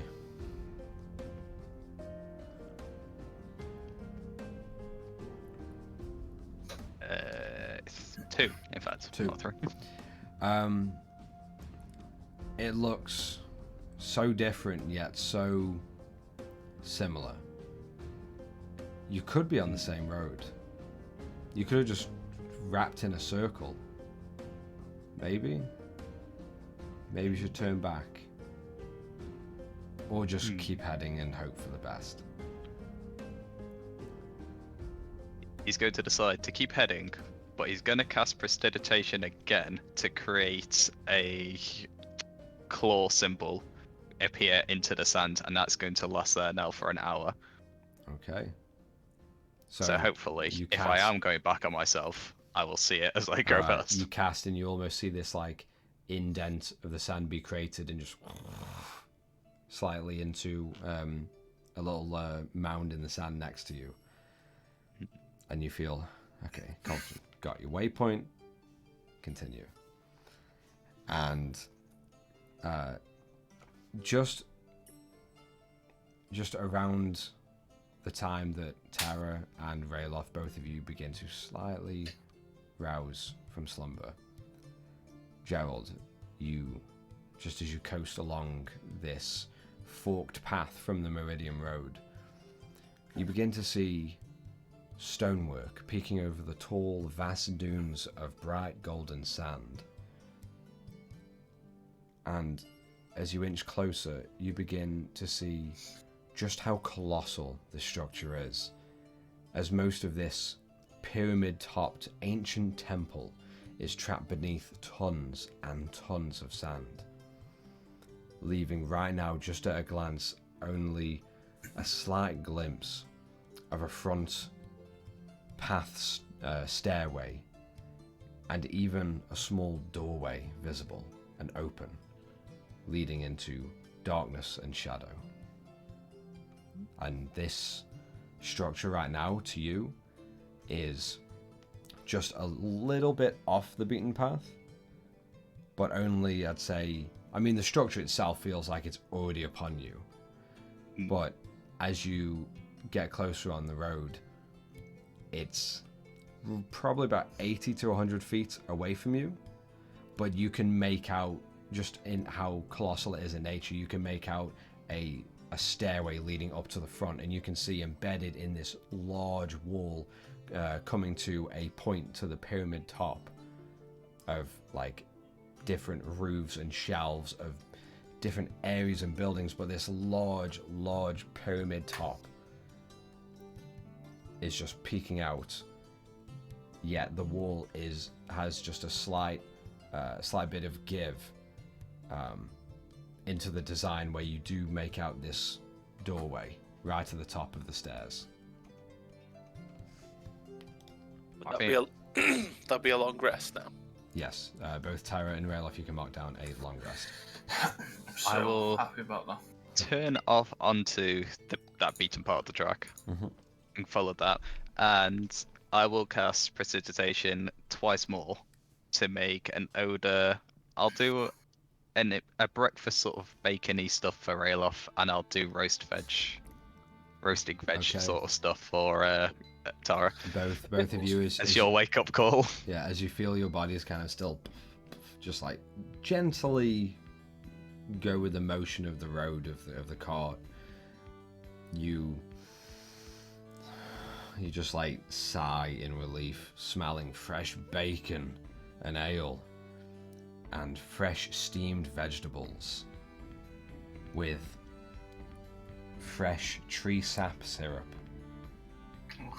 And both of you are just almost, you feel like you're waking up at home. And as your eyes slightly begin to open, you quickly rise and shine, and you come to the realization of the cart slightly bumping you around, and you are awake and back. I'll give Mogwai a little stroke. And I'll gesture myself through the little gap, through the gap towards the horses. And see you went the right way. And I'll kind of like sit on the side. No, I didn't doubt you. Find somewhere to spark. Oh. Just much later though, and I would have ended up talking to myself It is incredibly boring out here. You are pretty boring. I'll just pat you on the shoulder and go back in. So, I will just eat one of my good berries, just so I feel full for the morning. Obviously, it does nothing for me, like apart from filling my stomach. So, how long do you reckon we'll be? Obviously, we can see. Any guesses at all? Or? We'll probably want to hide the card somewhere here. Yeah. I'm going to guess within an hour or so as well we'll be there, but only a guess. Cool. Unrolling the rolled piece of parchment. Do you think it's? If I look at this, this part being here where I'm pointing to, like this general area, like this side area. So come on. There you go. Yep. Do you think this part's around the back? Would you say the front? I know the stairs are there. That is the entrance, and the stairs go that way. Then surely we should rotate the map like that, and it's there. Okay. Which magically rotates the map on it. But Yeah. if those aren't those stairs, that could be anything. I think we messed off going on the left side. Not going through the entrance. Do you think it's worth turning now, so we're definitely off the track? Yeah, I think so. Or do you think it's worth being a bit closer? DM, what is actually surrounding us? Is it dunes or? Right now, it's still dunes and this path, but you do see just over, close to your, more west than it is north, but still in that vicinity, just off of this, off of the packed sand path and just onto a teeny little trail. The trail ends very abruptly, almost as if the sand has just came in like a went like a cave in. But you do see peeking over the dunes right in front of you the epic, just magnificent stonework. Somebody here. So probably only like another on foot, probably about 20 minutes, 25 minutes of bundling through the sand dunes to get straight there. Yes, the horses aren't going to get much further. No.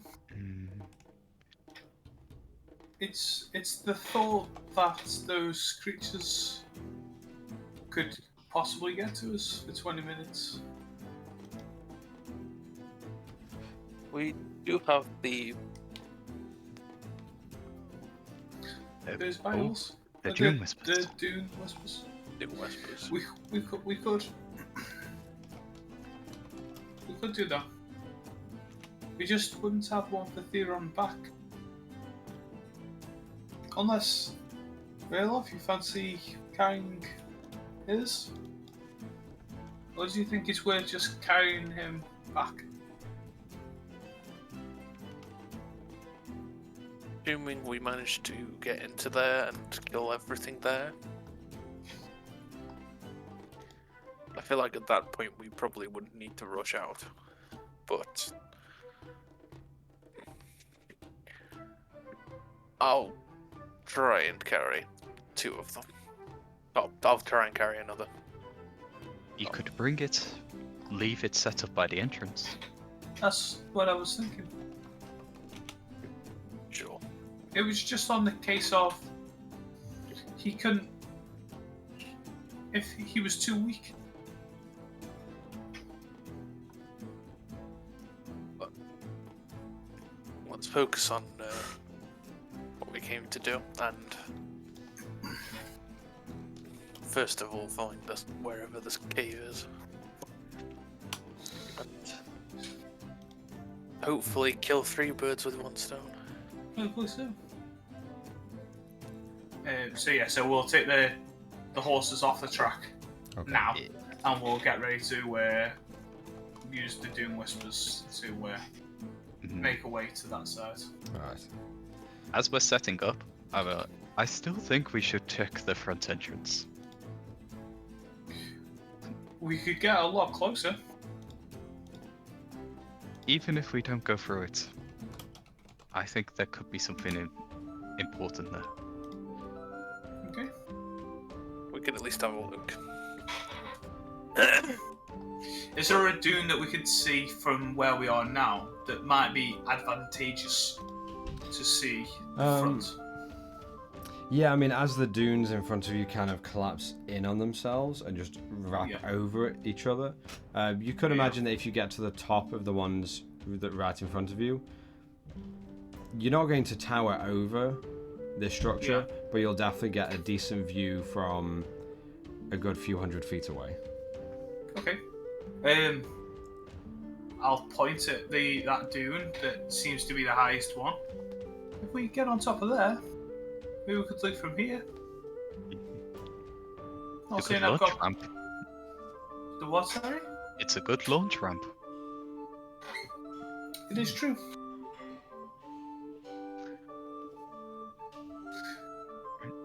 I'd say we start there. Plan as any. We're gonna stop. Right. So you took the course just to the side where that trail ended, and you continue on, and all of you begin to clamber up the large dunes in front of you. I want everyone to make an athletics check for me, please. Wait. 7. I thought it was 18. 18. 10. 23.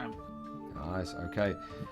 All of you, Tara, takes a little bit longer to struggle up, but after about a minute or so, you will begin to find your footing and understand just how deep the sand is. How does it work? You know, the compression of the sand when you step.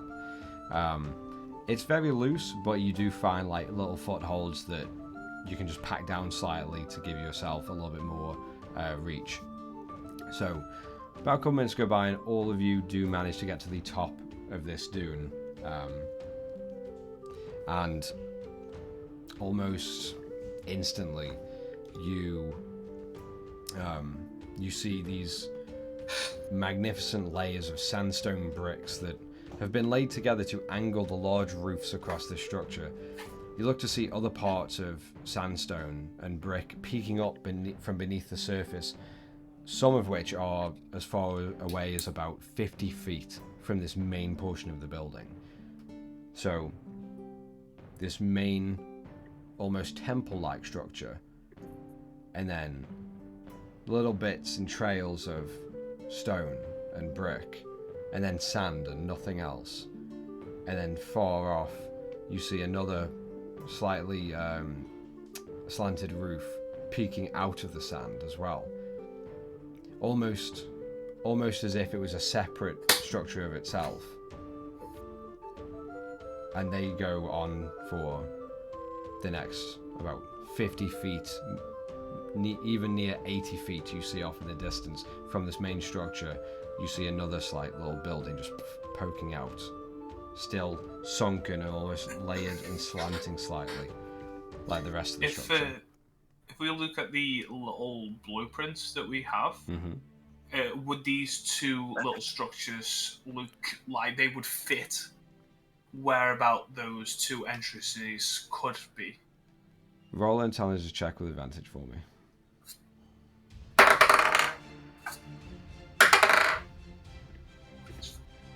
Intelligence. Now.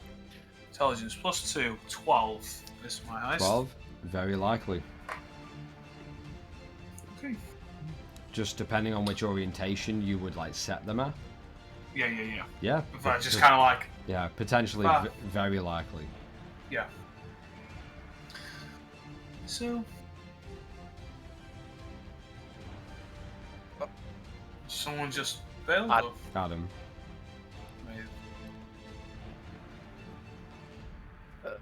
It's still online, so I don't think there's internet. He pressed something on his headphone. Zzz. Amazing.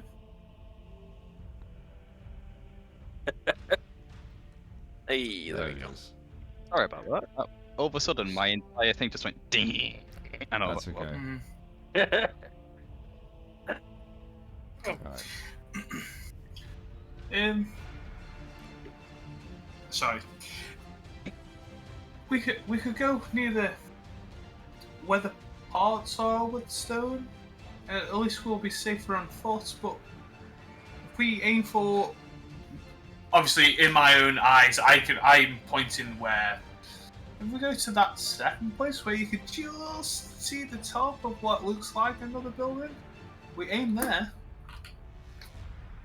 It looks like that could be where we could get in from. "Hmm." The question I only have is, through this, obviously, blueprint, the entrance is a good entrance and escape, and we can mark how far we need to go by the next place, by this part, and to get to the next place by this part. If through this entrance, and the cavern collapses, we're at the back. We have to run through everything to get out.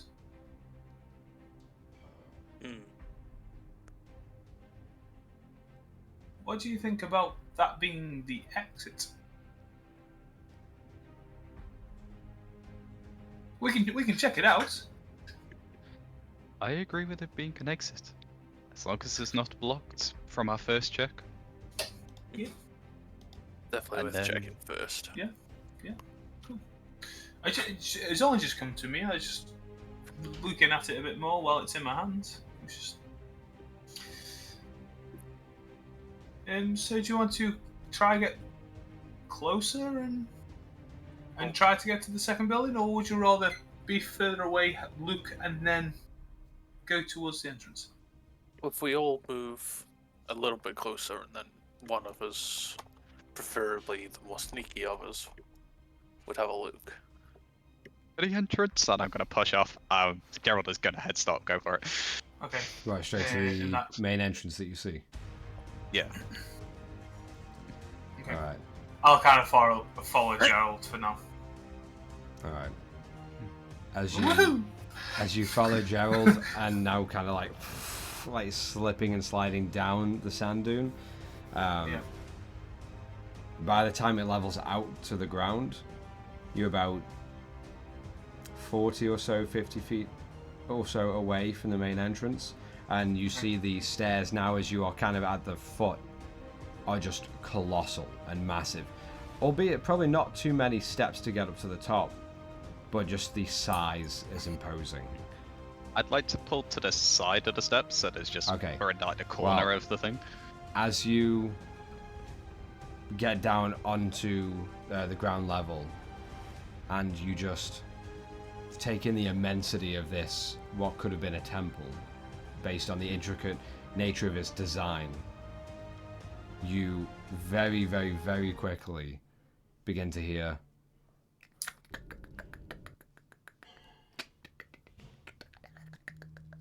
just different sets of clicks begin to rouse slightly. As you get a little bit closer and closer, you hear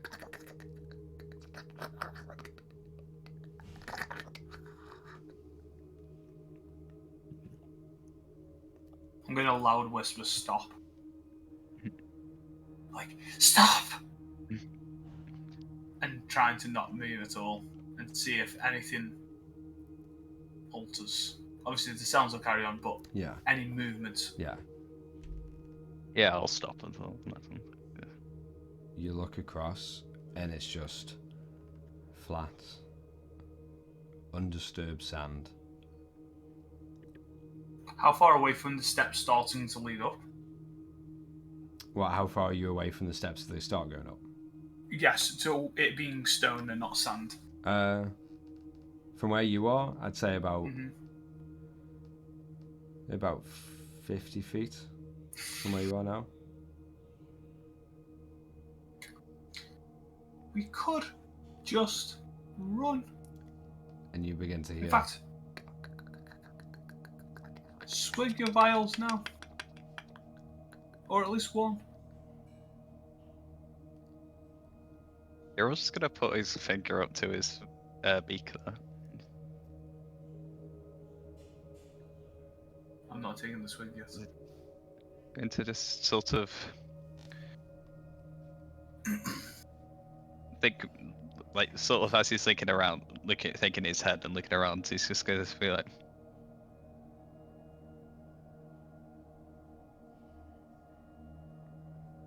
if one of us moves, the others move in a different direction. So to lead them away.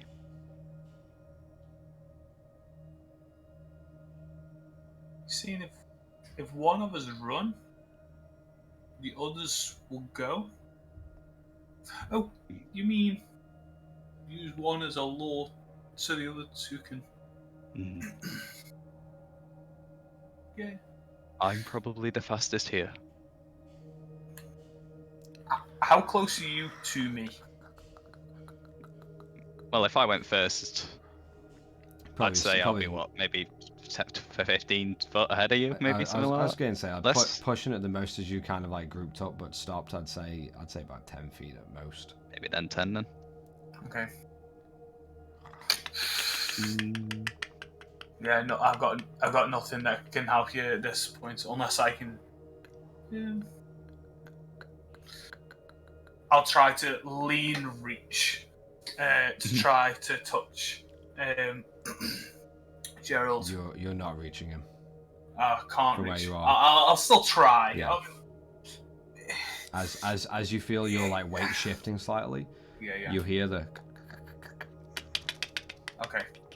I'm staying still now.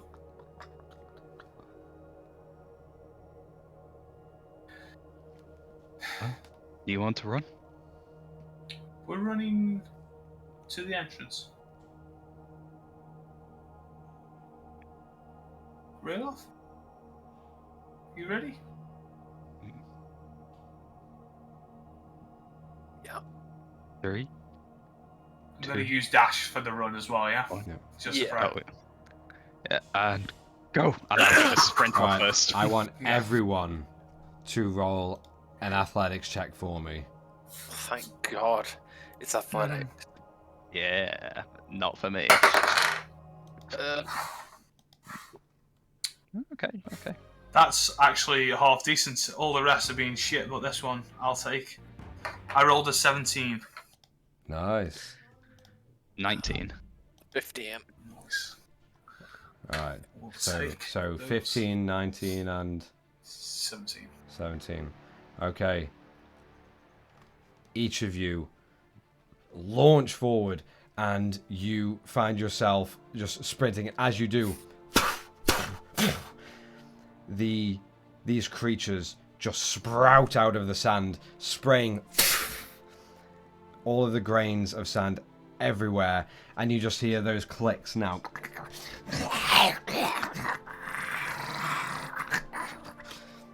As you see these almost like scarab insectoid spiders, just a slight mix of just jagged pincer like scorpion mouth with a very bulbous, rotund, almost scaled but jagged body, and 6 different legs that all look more like a spider's legs, but with sharp pincers on either end. And you see 1, 2, 3, 4, 7 all sprout up around. And they are going to try to interrupt your dashes as you're sprinting through the sand, slipping some, but grinding your feet in and making your way. I want everyone to roll initiative. Nice. I don't know if it's the same with you, but I was going to say the music stopped on my off. I don't know. Oh. And I would like everyone to put themselves where they would be around here for the main entrance. Just sort ourselves.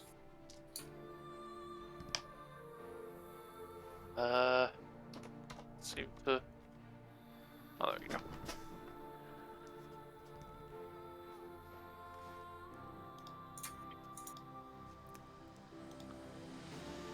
I would imagine I would be at the back, wherever it would be.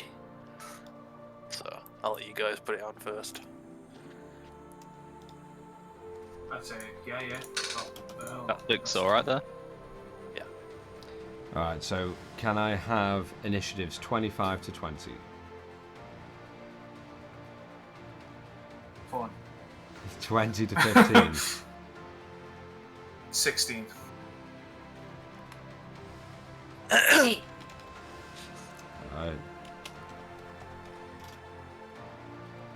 So Tara,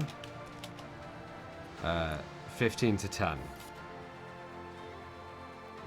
Really? God. So I got 9, okay.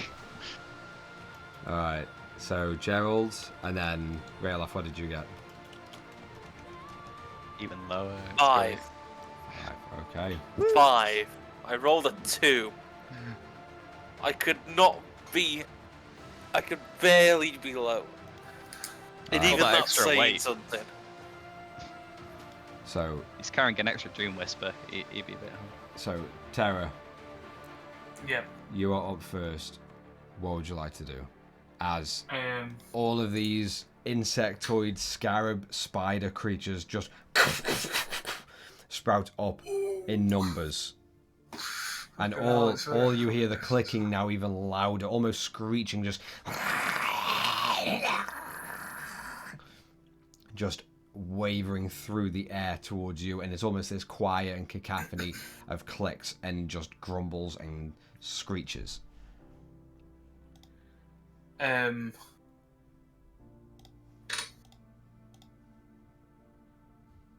going to.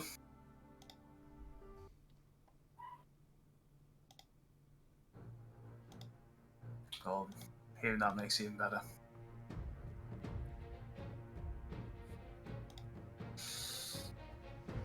Come out of my.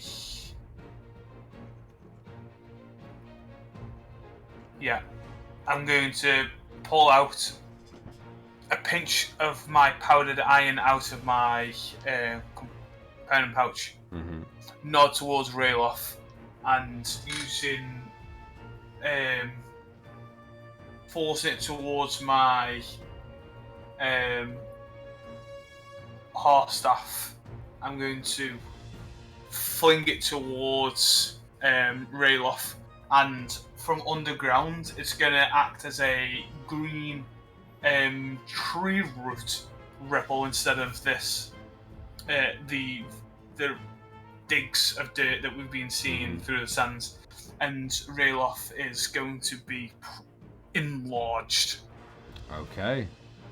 Rayloff, you find yourself just grow into this colossal form. How do I make it bigger? I got you. Thanks. So it would be like there, wouldn't Yeah. I really?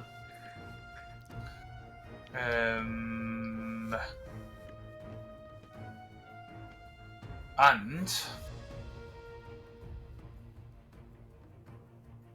I'm going to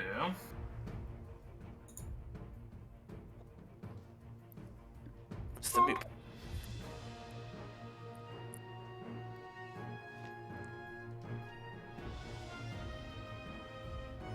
run backwards Okay. towards behind Rayloff. Alright. Alright. Is that your turn? Yeah, that's all I can do right now. Okay. It is the Husk's turn. Oh.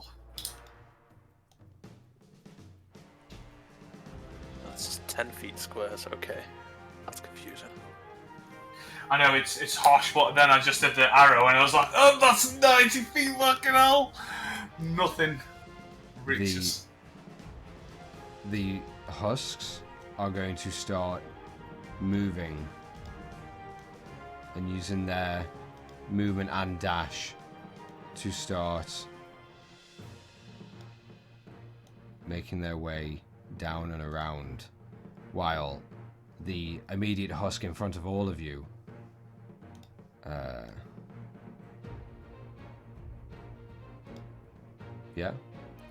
is going to dash towards you, Gerald, as the pincer ended arms, they almost, you just see them like twist in the sockets and just skate and almost propel them through the sand.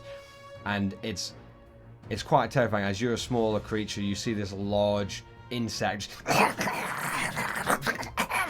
just begin to just charge towards you. And when it does get to you, it's going to lash out and it's going to make a multi-attack against you. 1 bite and 2 claws.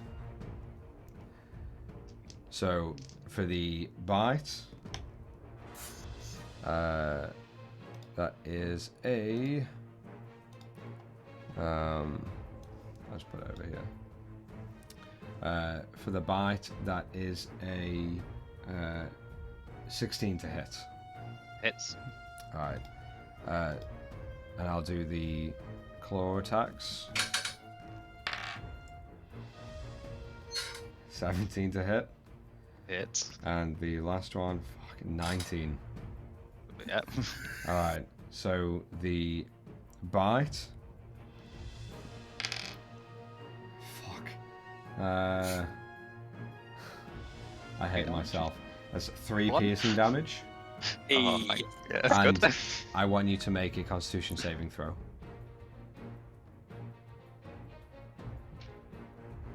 15. 15. No, 16. There's +1 on that. Alright. You just take the piercing damage. Hey. Quick question: is drinking a potion a bonus action? Yes. Drinking a potion for you is a Gold. bonus. Oh, Forcing it no. on someone else is a action. The first claw attack is 5 piercing damage. And I want you to make another Constitution saving throw. Oh, great. 16 again. 16. Okay. Okay. You succeed. And the last claw attack, 4 piercing damage. And 1 more Constitution saving throw for me. And this time we get 4. 4. You take 4 points of poison damage. Okay. Alright. That is the Husk's turn. So now, Gerald, you are, Gerald, you are up, and Rayloff, you're on deck. Yeah. I am going to bonus action tumble, and then use my movement. Yeah, I'm gonna go all the way to the entrance over here. Okay. It's going to... Oh no, because of disengage and dodge at the same time with the tumble. Fuck, okay. Disengage and dash, not dodge. You do see the Husk tries to latch out, and as it does, you just see Gerald almost flamboyantly, yet like a circus-esque performer, flipping and tumbling off to the side before he dashes up the large stairs to the main entrance. I then cast Vicious Mockery at that Husk, going, are you a spider or a crab? Pick one. Alright. That is a... What save is it? Wisdom save. Or wisdom... 6. That fails. It takes 4 psychic damage and has disadvantage on its next attack. Nice. You notice as the psychic damage rattles, you do see like 2 of its limbs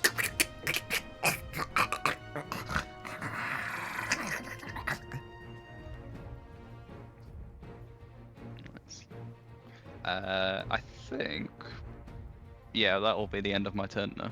All right. So, Gerald, sorry, Rayloff, you are up with Terra on deck. Rayloff, what would you like to do?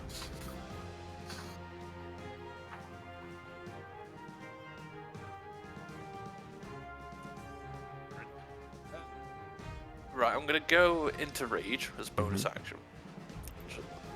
I forgot it was bonus action, so it's kind of annoying. And then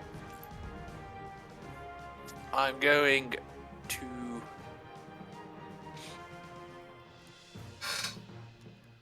So if I was 4, I could go there. That would be perfect. Right.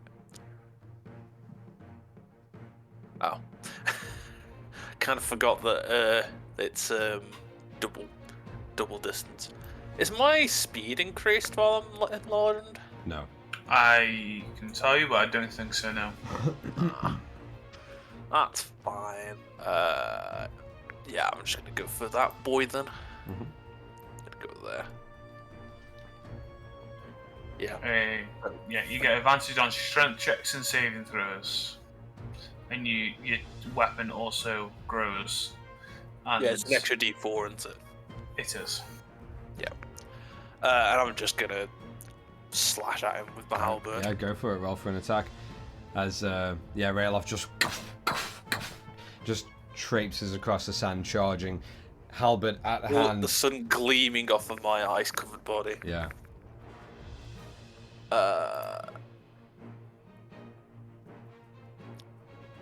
I don't get advantage on attacks, do I?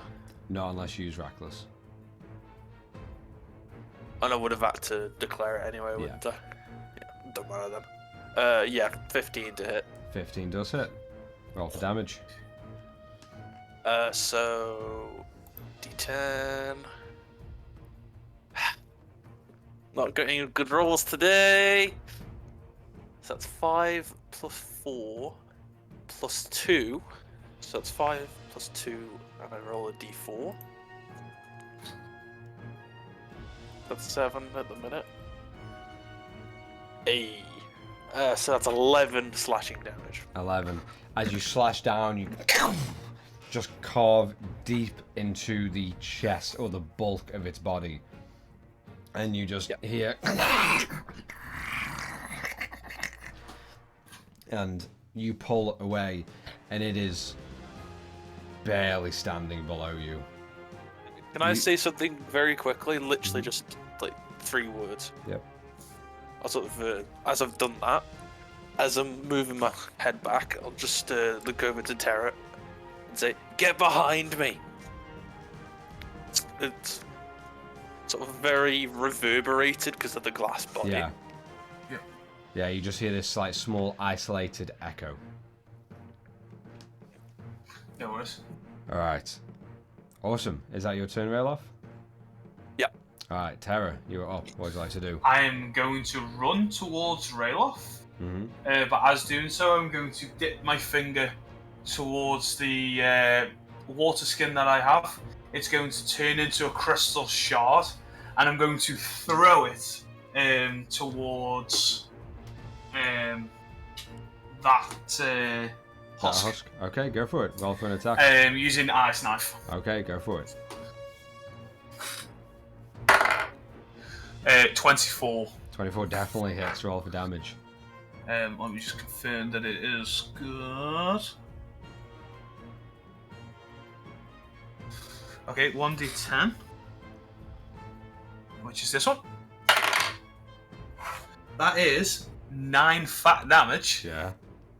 Piercing damage, if that makes any difference. You almost like Katara, like just a water bend some of the water out of your water skin and just hurl, and the water just jettisons into a solid knife of ice, and the icicle launches away from your hand, and as the husk is like barely up and goes to look at Rayloff,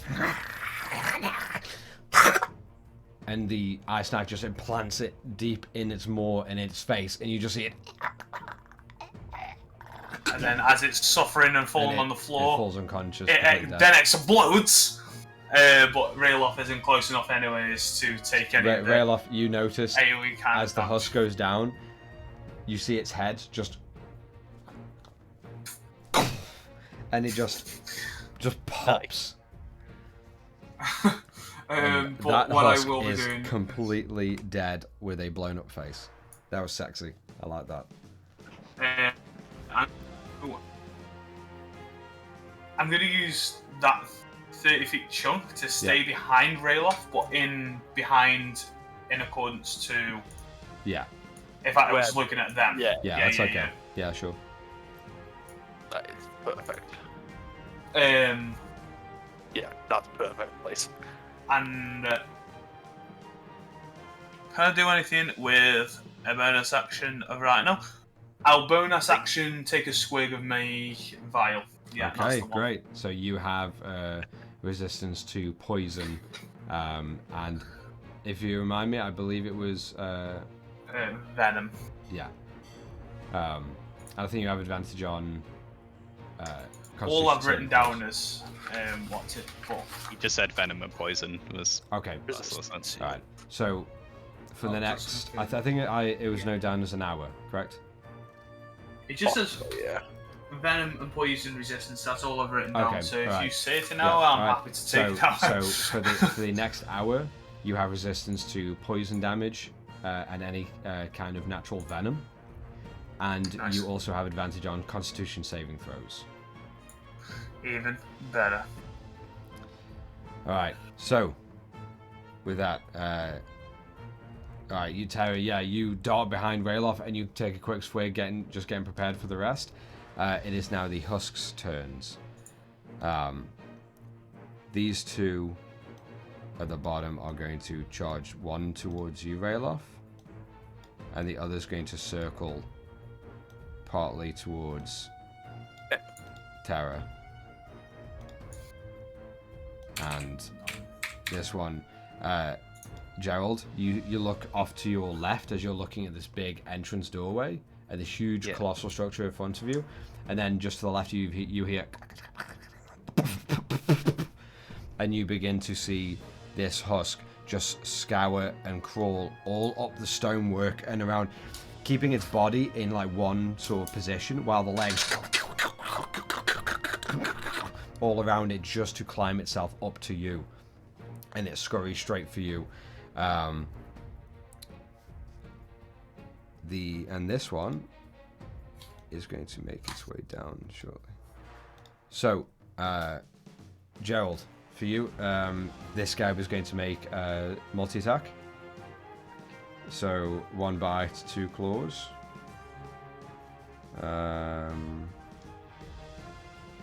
So the bite, 17 to hit. Hits. First claw, natural 20. Son of a bitch. And second one, 5 to hit. Yeah, misses at least on that one. Alright, so for the bite, you take 6 points of piercing damage, and I'd like you to make a Constitution saving throw for me. Okay, just let me apply that. Yep. This time, 7. 7. You take 4 points of poison damage. And on the claw attack with a natural 20, you're so fucking lucky that I rolled low on that. So I rolled a 1 on the die. Yeah! You take 2 points of piercing damage from the crit, and then I want you to make 1 more con save for me. I know me and Chris literally just said it at the same time, but I could tell that's what I almost literally 13. 13. Yeah. Yeah. Yeah. No, Yeah. All you do the same. It's more than what you needed. Oh, God. You take no poison damage on top of that. I thought I was going to take damage then. Yeah. I did as well. So Rayloff, one of the scarabs, this bottom one, is going to make a multi-attack against you. Okay. So, oh fuck, natural 20 on the bite. Just Son saying. of a bitch. You've got health, you'll be fine. The first claw is a 7. Nope. And the second one is 23. Yeah. Okay, so for the bite, and Half damage, by the way. yeah, so flat roll, 6 points of piercing damage, and I want you to make a Constitution saving throw. Cool. Let's take 8. 8. You take 1 point of poison damage. It's hard. Yeah. So for that, because we round down, that's rage, isn't it? That's 7 total damage, yeah? yeah. Cool. And then the claw that hit, Yep. you take 5 piercing damage, reduced to 2. And can I have a Constitution save for me? 1. Yeah, there you go, 18. Oh, easy, yeah. No damage at all on that. Alright. And then, Tara, nearly forgot about you. Puts you Don't right worry. on I will That's all say as fine. well, Yeah. I'm going to be using my reaction as with Sentinel to attack it. Okay, go for it. Is this I don't know attacking if the it's one that's after. attacking Tara? When Or a the one that creature just within attacked you. 5 feet of you makes an attack on a target other than you can Okay, use yeah. your reaction to make an So attack. if it does. Yeah. Okay. All right. So Cool. for the bite. Well, if it and makes 2 an claws. attack, so I'm going to be attacking it after. Yeah, that's okay. All right. I shit you not. Natural 20. Another on the natural bite. 20.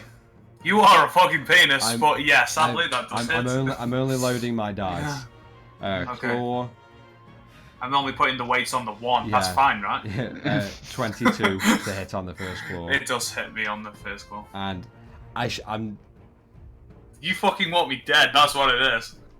Can you see that? Natural just 20 killing just us. right I there. can't, but I'll take it as you fucking hate I got us. the double Well, daggers. Dagger. double daggers. Okay, so God's for sake. the bite, and I want you to make 3 con saves. Yeah. Just while With since they advantage both now. hit. Yeah. Reckless attack with the reaction attack. Yeah. Cool.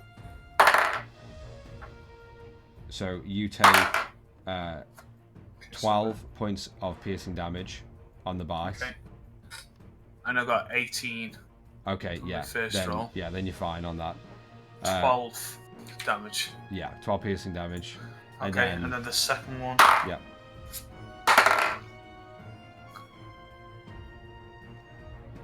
Second. 12. Right, the claw attack. You take 6 points of piercing damage, and you get no poison. No poison damage on top of that. Amazing. And then the DC is 12. Amazing. yeah, And 12 again. 12.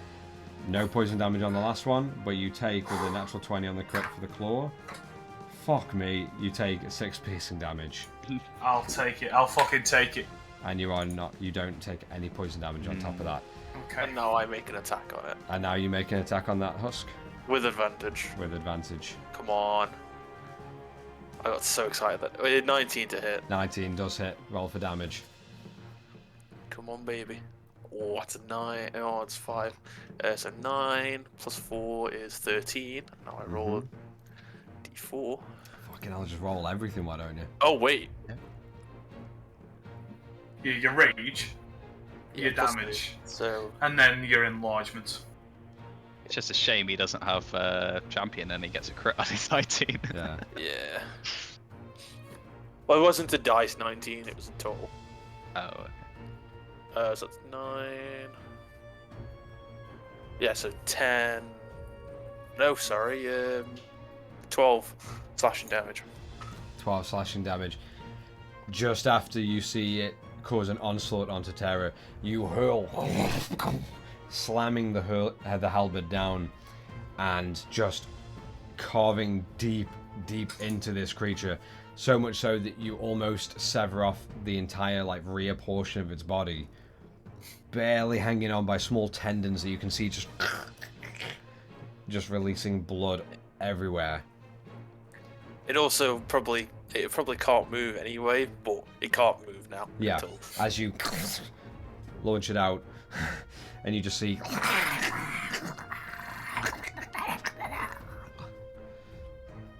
That was fucking awesome. Gerald, you are up. What would you like to do? Right. With Rayloff on deck. Bringing out the Wayfiler's violin with one absolutely horrendous screech down, we will do the bonus action to cause all of the husks to do the wisdom saving throw, please. Okay. Apart from that one up there, it's too far away. Yeah. Okay, fantastic. So these 3 down here, wisdom save, yeah? Yes, please. The first one... DC 14. Okay, well, the first one, well, yeah, +0. First is 17. Okay.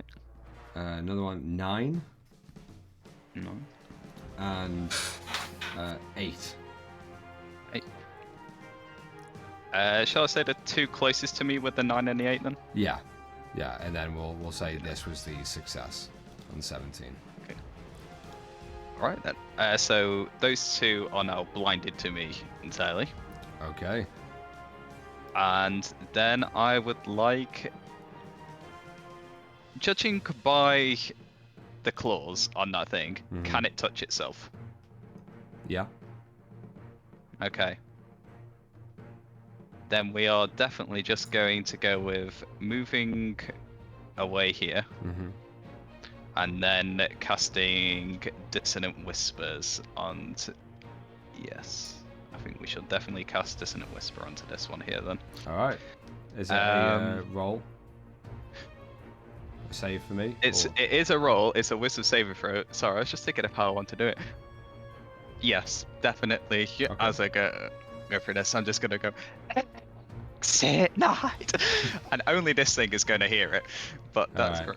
to everyone else. I am singing Enter Sandman to a Sang Carol. Alright. Perfectly fitting. It rolled a wisdom save. Yes, please. 12. 12 fails. Woo! Nice. It takes 15 points of psychic damage. Oh! You We're gonna like okay? Gerald, as you just ring out the Wayfarer's violin, and you just let it ring. To know what everyone else, you don't hear anything as Gerald just strings the bow across. But Gerald, you know, as the husk is standing over you, you strum, and it begins just twitching slightly.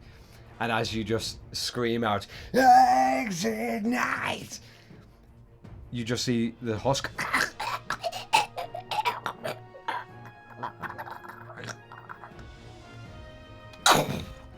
and its head just twists and snaps as it blows, and the body just collapses flat down on the ground.